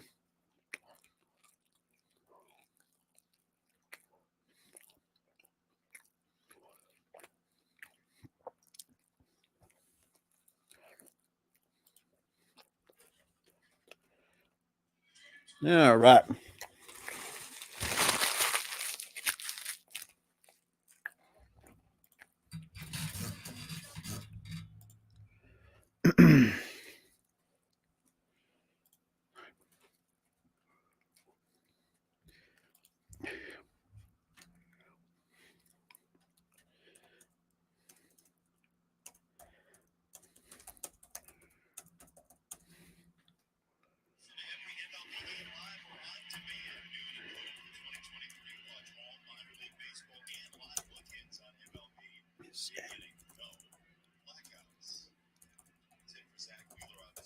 All right, guys. Junior Marte in the first pitch, and he went. Yes, you did. Josh Jung now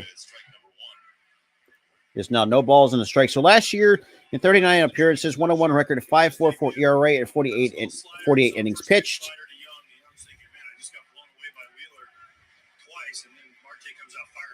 And it's a bit low. 1 ball, 1 strike to Josh Jung.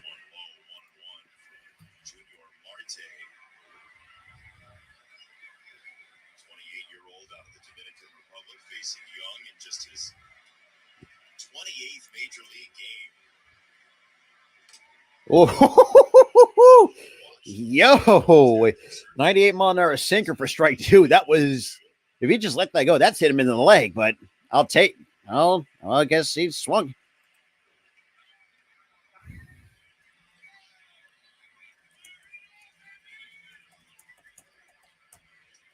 So 1-2 on Josh Young with Robbie Grossman. Time called by Young. That's So his Young, timeout. okay, so that's how you pronounce it. Once you call that, pitchers can really use that against you. That's in the dirt. 2 balls, 2 strikes. Yes. Quick pitch you, hold the ball on you, make you uncomfortable. Some of the veteran guys will play with the time clock. The hitters, especially after they've used their one official timeout. Because the hitter is forced to be alert to the pitcher in the box and alert to the pitcher at 8 seconds. And the pitch. 2-2 for Young. And that's going to drop in for a base hit for Young. Lands that down in right field. It's And that's going to be on for runners on first and second with 1 out here in the bottom of the 5th.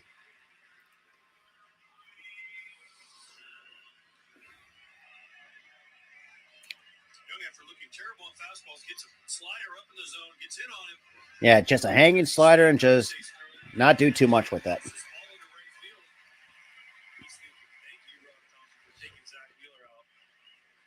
Yeah, 2 really tough at bats for Young, 2 strikeouts, and now And we got Robbie Grossman. He is 1 for 1 with a sack. productive day with an RBI single in the sack And the fly. first pitch is in the dirt. 1 ball, no strikes. Good block by JT to keep out in front. Yes, yeah. 2 at bats and then all the plays out in right field. The plus minus is interesting. Not getting more than you learn. That's all you got to ask for. He's another native of Texas. He's out of Cypress, Texas.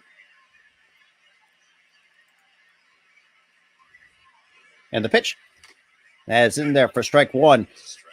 Leo Muto caught that in a similar way to the ball he caught when Garcia walked.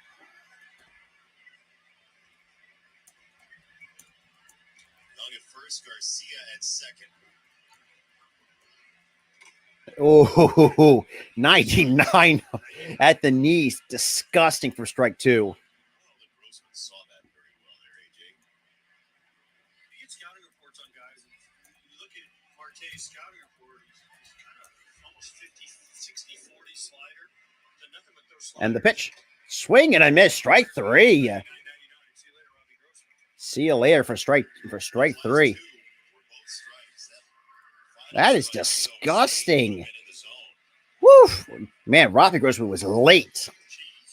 Just cheese. Easy 99 mile an hour cheese. Well, trust me, I'm taking that. Let's be real. As a well, even though hitting's not one of my strong suit, but I'm going to say that if I had the face head, I'm taking 3 fastballs right down the fucking middle and see ya. Oh, good slider, but that's a little bit low. 1 ball, no strikes at 86 miles an hour. So we got Mitch Garver. He's 0 for 2. Reach on the error back in the second. And the 1-0 pitch. Oh, God, that is 97 mile an hour sinker. So it counts even. 1 ball, 1 strike. Oh, shush. Really? You didn't really. I'm guessing Presley wasn't available today. Oh, that's just a bit in. Woo, 98, man. That is God. 2 years ago, 10 last year, in 54 games. Garcia at second, Young at first. And the 2-1. 3-1. 3 balls and a strike. Yeah, watch your hands.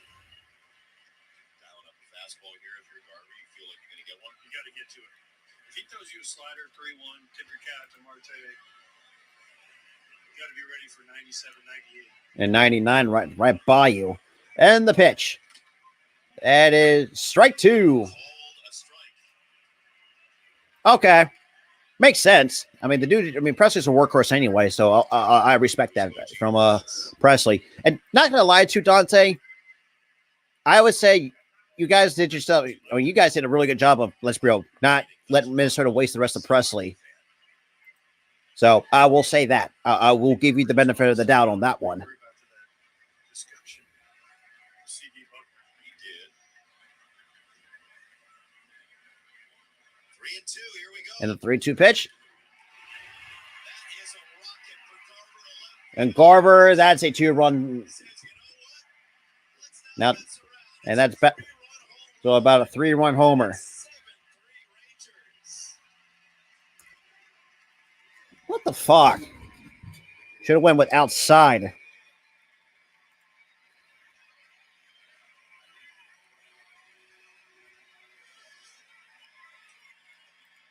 Send out 3-1. Be ready for a fastball. 3-2. Right in the nitro zone. That's Drops the head on it. So smooth and so easy. Catches it out front. Backspins it. Just clears the left field wall. As he runs around, remember he was mad at C.B. Buckner. Now he's saying thank you for not calling that ball four. that's in there. Ball 1. What? Now this strike has been all over the place. I mean, when he's been healthy, there has been power in that stroke, and Mitch Garver has his first home run of the year and at bat number 3. That's in there for strike 1.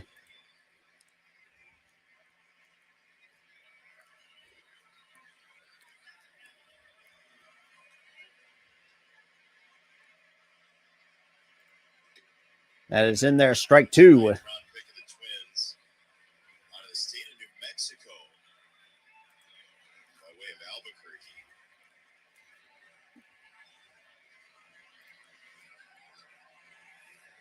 Pitch clock was down to 3 there. And that is low 2 and Ball misses 2-2 on Miller. so two balls, 2 strikes on Miller.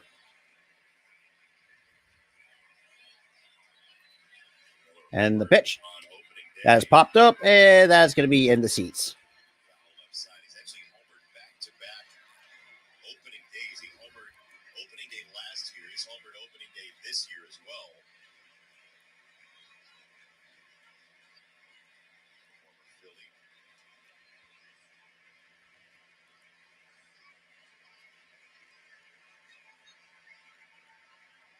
That is low 3-2. All right. 3-2 here. Garver just tuned him up on a 3-2 pitch. He hasn't thrown any breaking balls really for a ton of strikes. Quality strikes. And the 3-2. That is chopped foul. I don't know how that one. What the hell was that all about?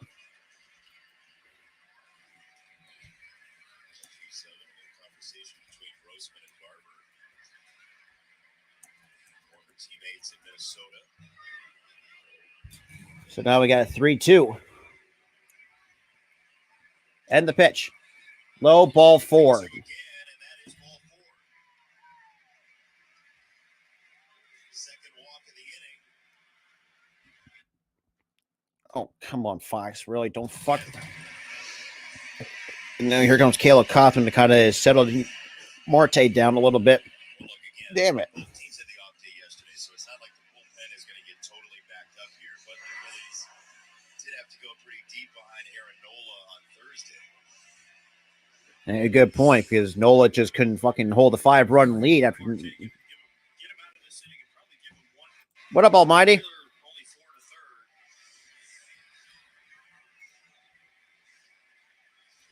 Pitching coach is saying, "Hey, we need it now." They're trying to. They would like for his pitch count. Now we got Connor Brogdon warming up in the pen.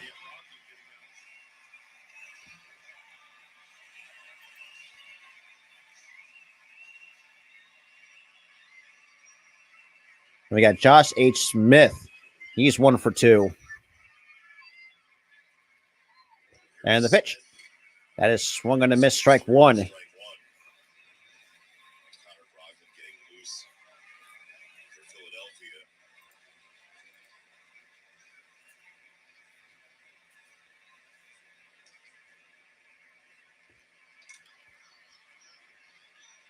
Two strikes. I know spring training numbers, you don't really play for them, but Counts down, no balls, 2 strikes. game on Here on Smith. in spring training, which is pretty rare. Yeah. But who was he facing? Spring training. And the 0-2. Outs a little bit high. Was he coming in with 1 ball, 2 strikes. on base? Sometimes in the later innings, Shout out to the 22 people that's in here, man. 8-ball guys, double A guys, less control, but that is a good number. Yeah, I'm not trying to give anybody. And that's inside 2-2. Are those real things, Cactus League batting titles? They should be. No, you don't think so? You wouldn't have that in your trophy case, AJ. And the 1-2-2 outside 3-2. I'm good. I'm good. No strike, though. Yeah. Because fucking CB Butler's all over the fucking place. That's why. A lot of pitches already for Marte. So we got a 3-2 and the pitch. Swing and a miss, strike 3. Is that swing and a miss for strike? So, however, the Texas Rangers do a lot of damage in that inning. So now, of course, Mitch Garber, top 6 we go. Getting towards the finish line here. Boom, boom, boom, boom.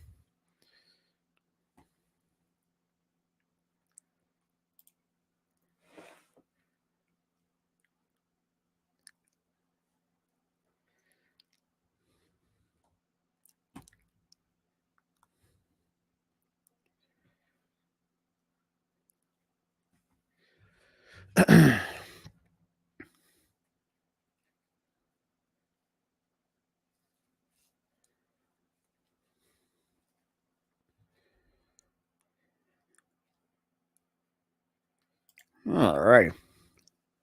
Shout out to the 19, man.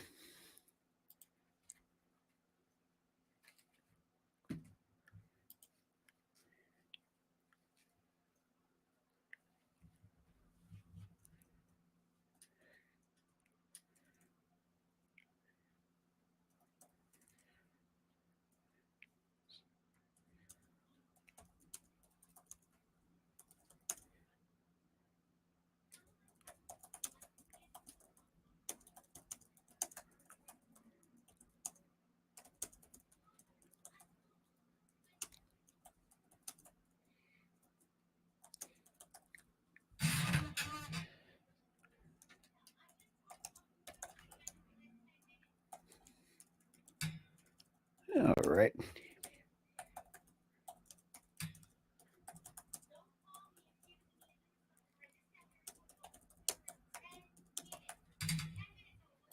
All right. So top 6 we go. All righty. And of course, now we cut to commercial break right now.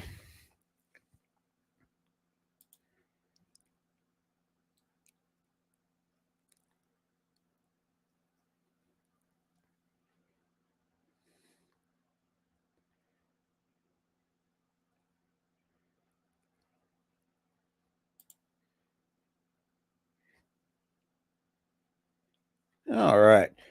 So starter comparison. Wheeler went 4 1/3, gave up 7 hits, 5 runs. 4 of them were earned.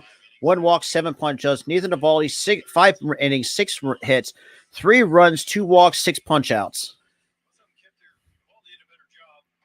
And the first pitch is in there for strike 1. So we down to now we got Dane Dunning now pitching coming into. Oh damn! If I can spell it, that's inside 1 ball. Oh, like N-N-I-N-G.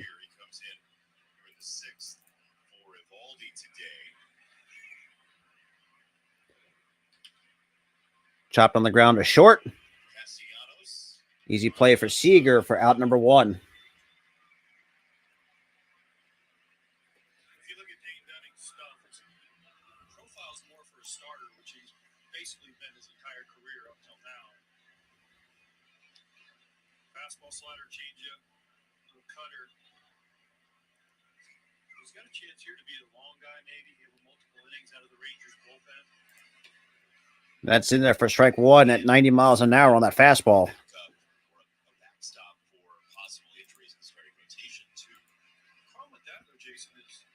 And that is in there, strike 2.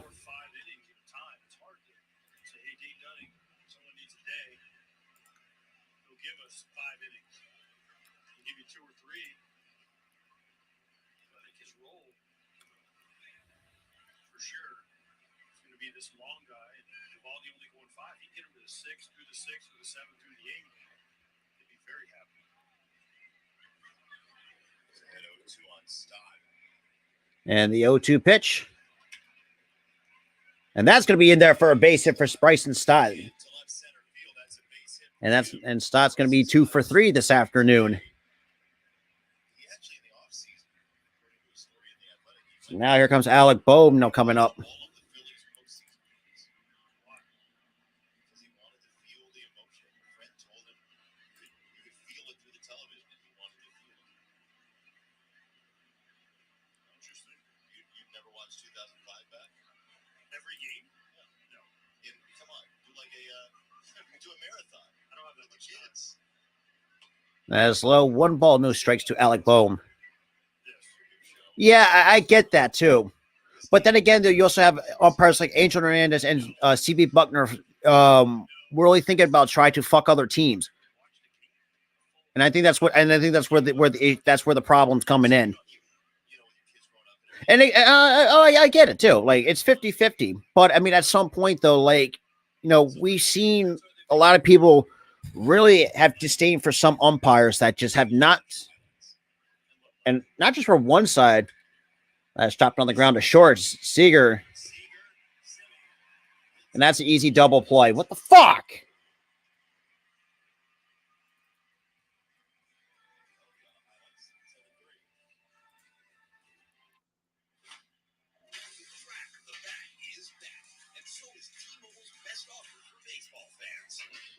All right, cut the commercial. All right. Yeah, that's crazy. That college basketball's coming to an end really quickly.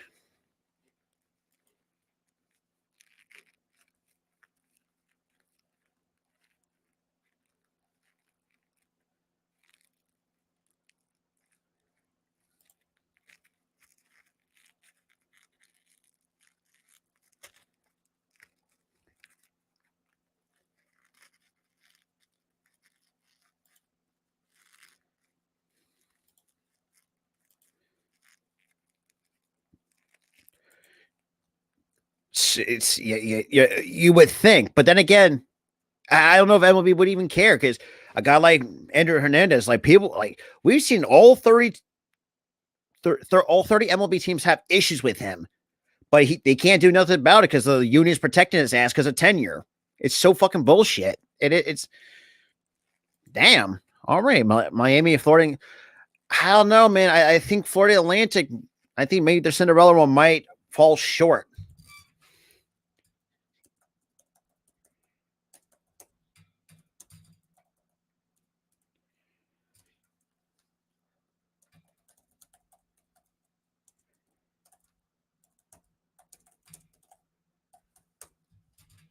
But we'll see. We'll see We'll see how Florida Atlantic will do in their tournament.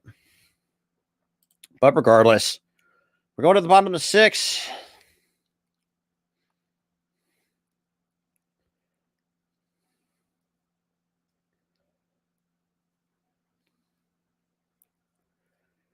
Yeah, nobody cares about Modelo.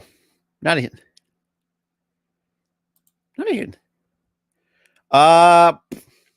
I mean, I see people going for the money line. For me, I didn't really put money on this. Because like I said, I'm gonna be really busy with some of the streaming. Yeah, right. Boom, boom.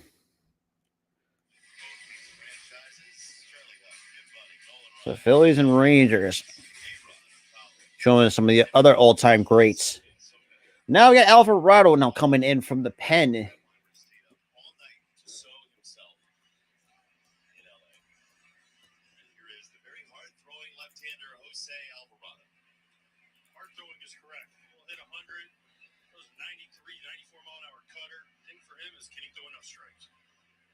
The first pitch is in there at 99 in the zone. Strike 1. Holy crap.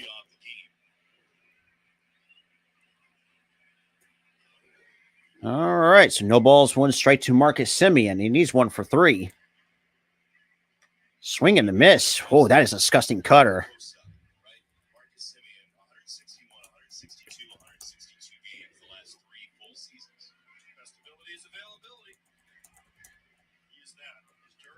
And the 0-2. Swing and a miss, strike 3.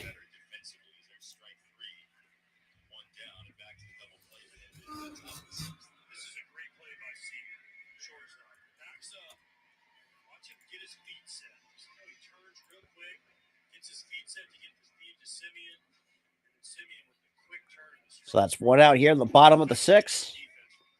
And Seager will take the swings at the first pitch, foul on the third base side. Okay, so you got UConn beating FAU. Okay, I can see that. So now they've got the 0-1 and the pitch. That is lined at the center for a base hit. That's could be extra bases, but nope. But Brandon March cuts it off and managed to hold Seager to a lead off to a 1-out single.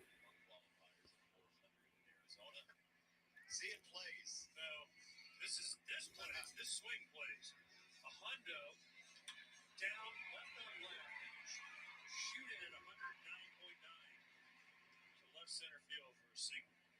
That plays, Jason. You got to tune it up in spring training, AJ.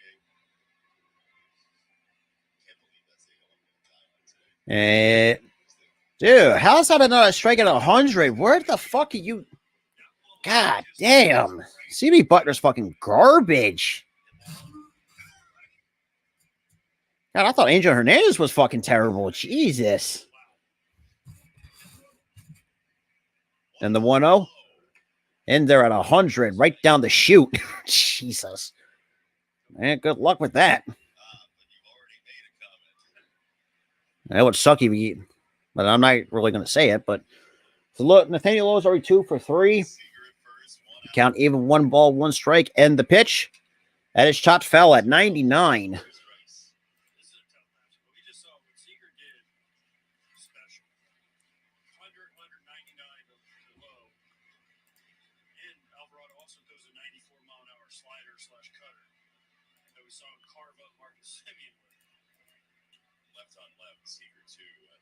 And the 1-2.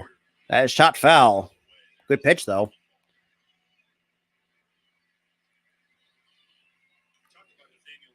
Yeah, but then again, though, the one thing that, like I said this too, the rotation has to stay healthy because you have to take this into consideration. You had DeGrom, like he's already 35, maybe going on 36. You have Valdi, not a spring chicken either. Andrew Heaney, I don't think he's going to replicate what he had in. Well, I think he can probably be the same guy that got knocked around when he was with the Angels, but I don't think he's going to replicate what he did with the Dodgers. I just don't see it. John Gray is decent for what he is since getting away from Coors. And that is low. 3-2 out of 101. Whew. A shout out to everyone that's been in the chat, though, man. I've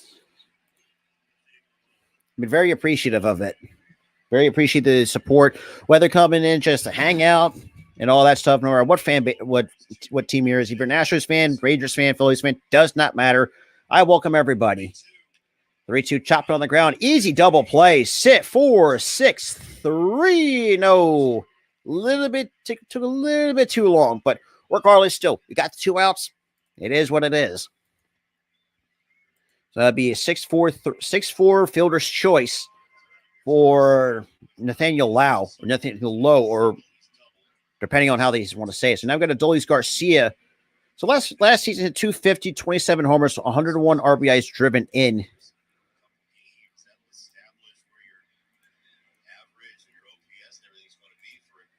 And the first pitch, that is foul at 99. Dude was late.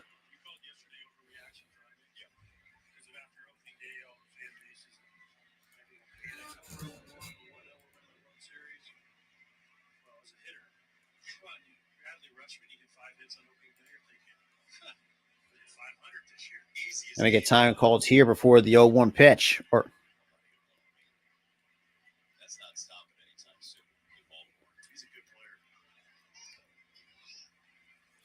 And the 0-1 bit inside at 99. So one ball, 1 strike.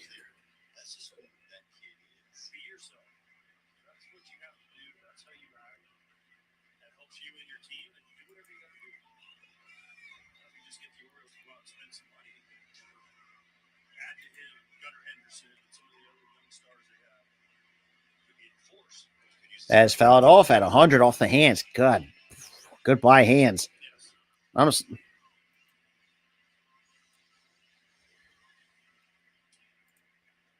going to be, again, a very tough division in the AL East. Although the Red Sox are a little bit of a mystery to start the year. and the 1-2. Oh, just been inside it on that cutter at 94. That pitch right there, 94, charging in on you after you know you got to protect against the 100. Oh, boy. That's a hard pitch to do anything with, much less take it. You need to make sure it doesn't ruin your day. And that is in the dirt, 3-2. Bring in the dirt. And you said it right when Alvarado came in the ballgame. The question is, can he throw enough strikes, back-to-back full counts now? He was so good for them in the playoffs last year. He was kind of their ultimate weapon coming in. Thompson would say, where did we get this guy in the game to get us a strikeout, get us a ground ball? Because not only is it 101, it also sinks. And the 3-2. Swing and a miss, strike 3. Attaboy Alvarado. So Alvarado gets out of the inning. No issues there. Top of the 7th we go. Seventh inning stretch, ladies and gentlemen. 7th inning stretch.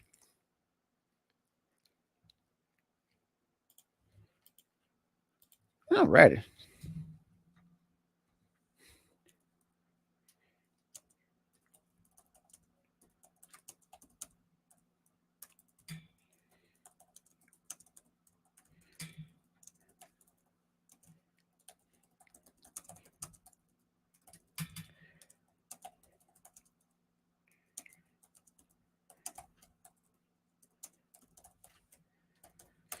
All righty.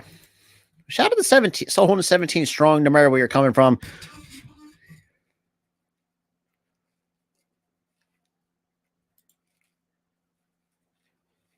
All right, so now cut the commercial break.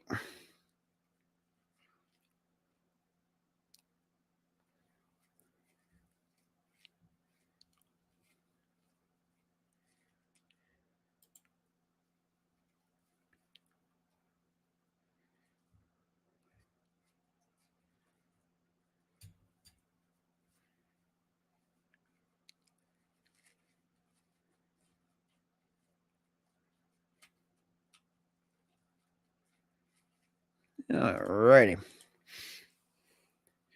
Hey, what up, Charles? Appreciate that, man. I appreciate that. We're getting towards the finish line. Jeez.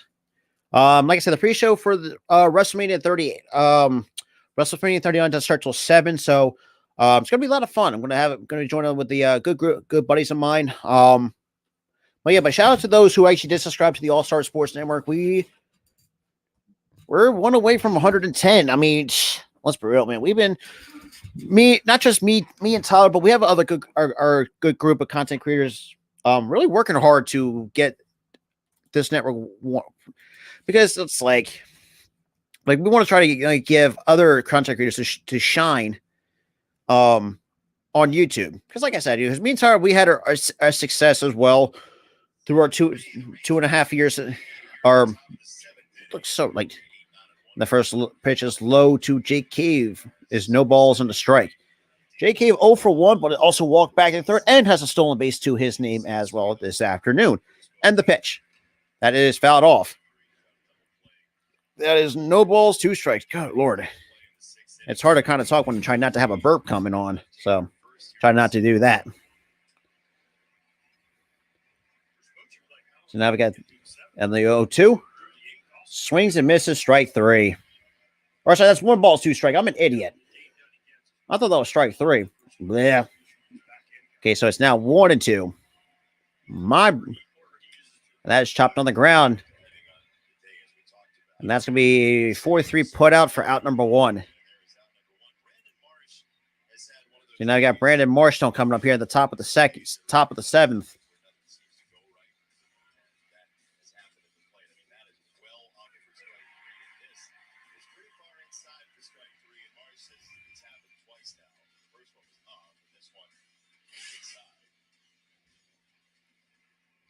And the first pitch is on the outside corner for strike 1. Why did we just take it?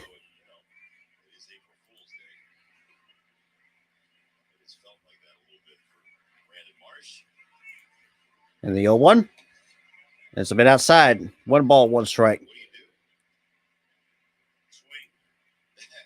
That's a swing. Swing. Don't give him a chance. And the 1-1. And that is popped in the seats. 1 ball, 2 strikes. It's close right here. No worse feeling as a hitter in your mind. Well, swing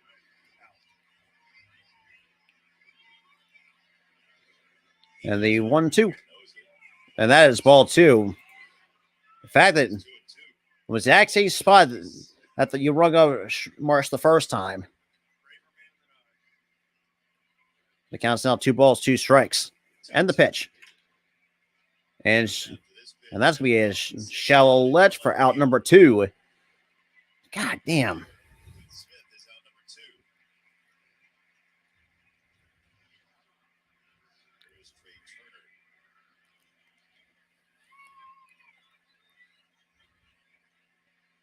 So the Phillies are down 7-3 here. We saw Nola get bounced early on Thursday. We saw Zach Wheeler go 4 to 3rd here. And that is going to be a base hit for Trey Turner. So that's going to be his second of the day If Phillies fans are for Trey Turner. worried or scared because of the injuries and because of the start to the season, we calm them down. They're going to be just fine. Trey Turner, Kyle Schwarber, JT Realmuto, Nick Castellanos, Alec Bohm, and Bryce Harper when he comes back. They're going to hit. Zach Wheeler and Aaron Nola have a long history. And it's on the outside corner. No balls, 1 straight to Kyle Schwarber. Bullpen is better. They're going to be just fine. The problem is their division is really tough. They'll be fine. They'll be in the mix at the end, just like they always will. And the 0-1. Dave Dombrowski will They- get somebody. Has popped up to shallow center. And that's going to be out number 3. So top. Sets out the right center and Garcia for the final out of the 7th inning. Stretch time at Arlington, 7-3. All right. So bottom 7th we go.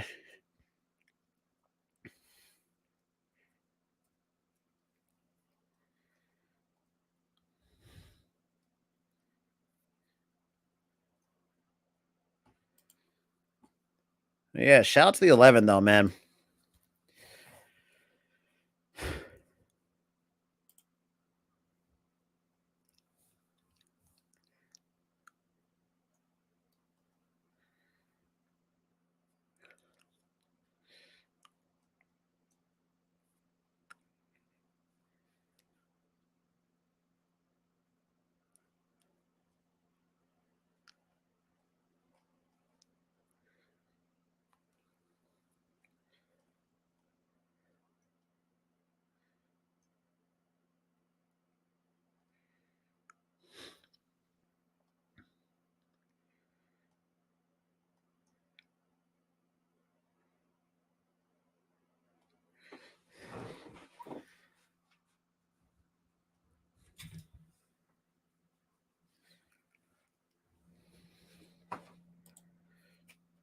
All right.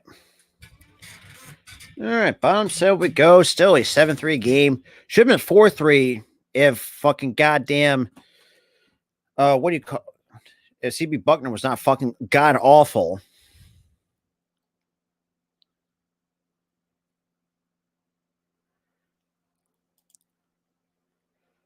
That's just me. Well, then again.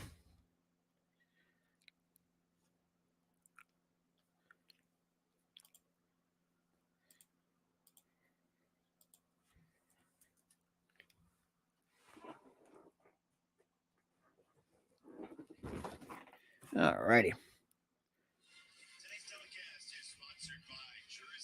Showing some of the some Phillies and Rangers over time. You had Jimmy Rollins from the 08 World Series team.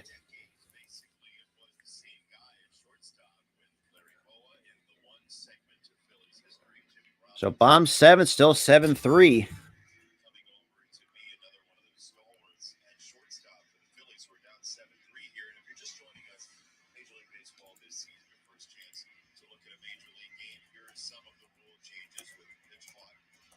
seconds with the bases empty. Batters get one timeout per trip to the plate. The shift has been banned on the infield. All four infielders both feet on the dirt. You bring in an outfielder if you want, but not to the dirt. The reduced distance between bases combine that with the All righty. disengagement from the pitchers, and we're just going to see a lot more running game we have to imagine. So now we got Seranthony Dominguez now coming on for the Fighting Phils. Interesting to you, AJ, The as a former catcher or just baseball observer of the rule changes and what comes from them? All of them, because all of them combined lead to more action.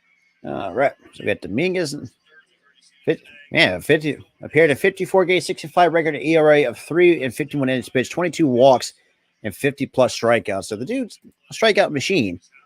And again, earlier today, man, CB Buckner's been fucking squeezing. Like first of all, Martian been walked twice so far in this game. But however, he still misses calls that are like 6 inches off the plate. Like this in the other batter's box. And see more of the athleticism from guys like Corey Seager and Marcus Semien in the middle infield, or Trey Turner at shortstop for the Phillies. As Young will lead it off here in the And seventh. we got Josh Young now coming up. Single back in the 5th, but also has a run scored this evening. Substantial change in just the pace between pitches in Major League Baseball so far this year. And the first pitch, swings and misses, strike 1 and 8. So on the slider at 89. Said, look, there might be some first couple weeks of the season, figure out how we best can handle this, but it cannot ever get to the point of getting And the 0-1, these rules are it's a bit low. 1 ball, 1 strike. No, that was a great response by him. Saying, yeah, we've had some guys say things. Our coaches and myself have said, listen, deal with it. That is swung and a miss at 97 for strike 2. They've done it. And all around Major League Baseball, that's what all the players have done. And from just the people I've talked to around Major League Baseball, I would say a majority of the players like it as a baseline. Oh, for sure. Absolutely, they like it. This is more action. It's moving. That's popped out, and that's going to be out of the foul ball. So no ball, still holding 1 ball, 2 strikes here on Josh Young. By stepping off the mound and walking around or fixing their batting gloves or whatever. But on the whole, nobody really likes being a part of it when they're not the ones doing it. No one likes waiting. Right? And the 1-2, that is low, 2 balls, 2 strikes. Two on Young.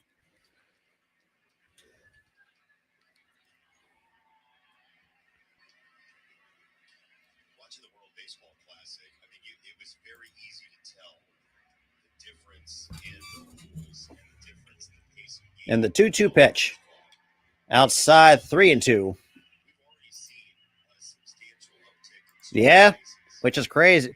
Well, I say the kickoff. Was it 21 out of 23 successful? Kickoff. Actually, the show itself is outside ball 4. Let's check in with Kevin Burkhardt for a game break. Kevin. Well, Jason, look at the Braves and Matt Olson. He's having a day. He not only hit his first of the year, but how about his second of the year in the same game? The Braves were rocking and rolling over the Nationals. By the way, Spencer Strider's debut, pretty good. 6 shutout innings, 9 strikeouts. Not bad. Not bad at all. Back to you guys. It's out high, 1 ball, no strikes. Jesus Christ, can we fucking throw strikes? Braves looked good early on against the Nationals. Kevin from the Super Bowl right to game breaks. How about that? Did he get a mini vacation? Did he get Cabo for a couple days? Robbie Grossman, right side. And that's going to be a base hit for Grossman. And that's going to be single with runs on first and second.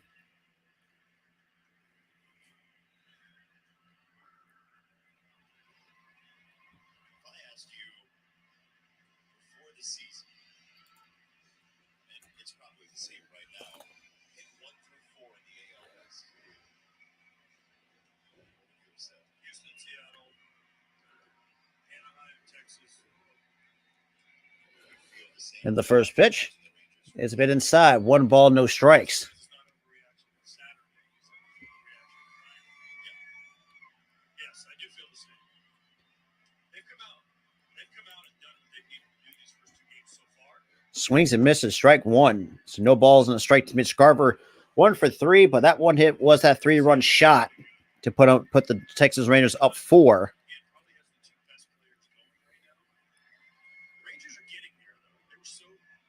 That's in the dirt. 2-1.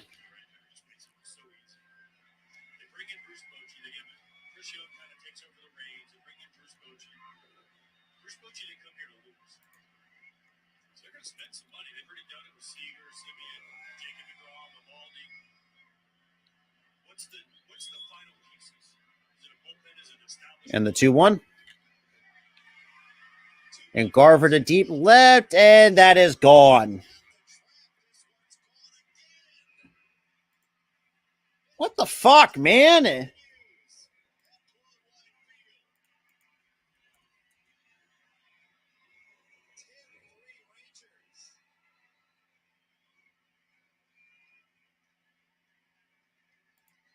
Unfucking believable, man.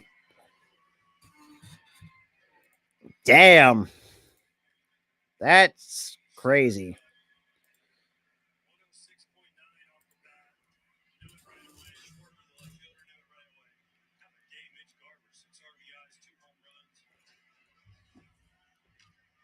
That's fouled back. No balls and a strike here in the bottom of the first, or bottom 7th.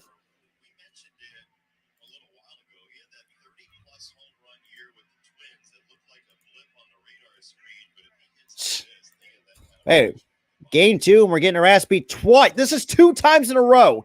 Then we got our fucking getting our asses whooped by the fucking Texas Rangers. Are you fucking kidding me?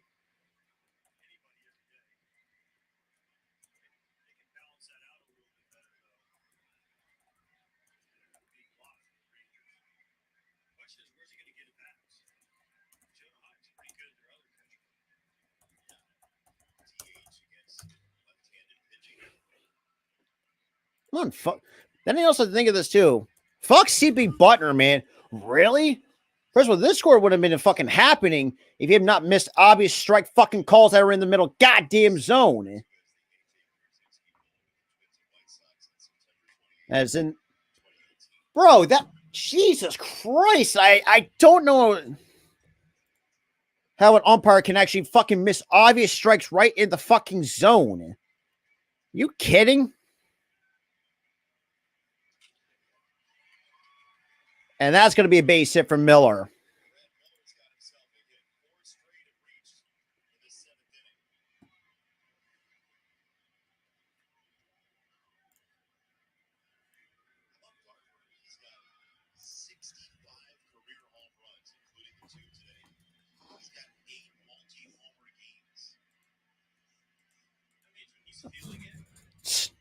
No, the only 2 umpires they need to get rid of is fucking goddamn Hernandez and Buckner, but they ain't going to fucking do it because they got fucking tenure and they're protected by the union, which is a lot of bullshit, which is more excuses.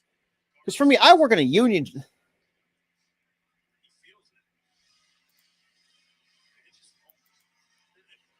I don't know, man. This is bullshit.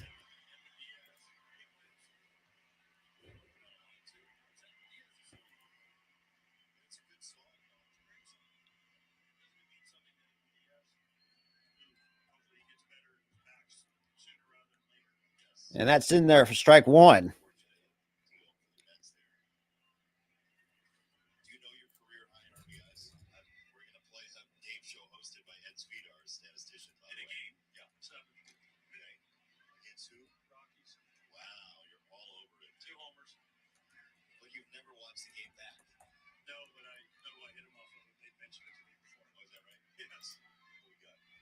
And the 0-2.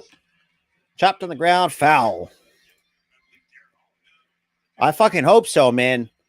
Because Buckner, man, is fucking horrible.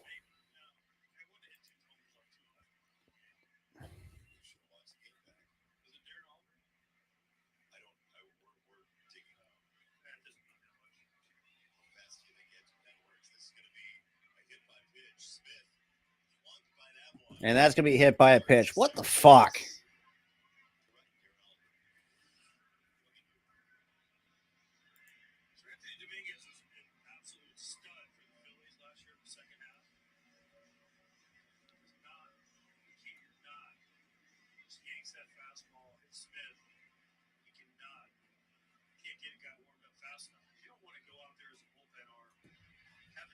because you've already given up 3. There's 2 more on there. This would ruin your whole year as a bullpen guy.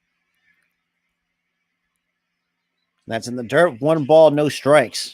Yeah, something like this. Let's give a little credit to JT Realmuto, who keeps it's 10-3. They're down 7 runs. He's still blocking the ball.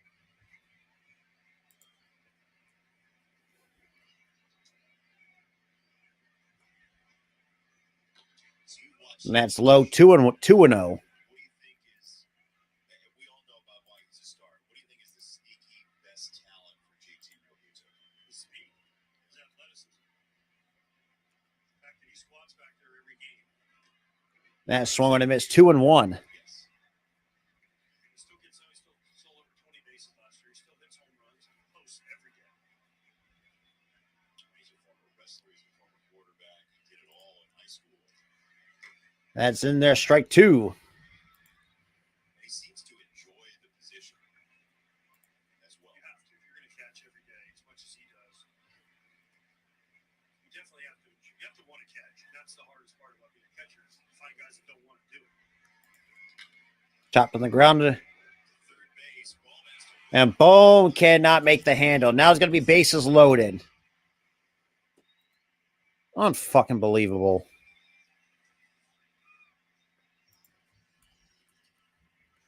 Tough decision for Bowman. I think when he thought this ball was hit, he could go to third, but he had to back up. When he backed up, he's thinking, I'm going to second. Forgot who's running that Smith. He's fast.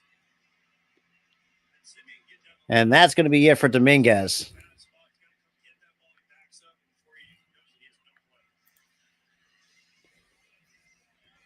play. Honestly, I might just cut this short. I don't. I mean, I appreciate everyone coming in, and I'm out.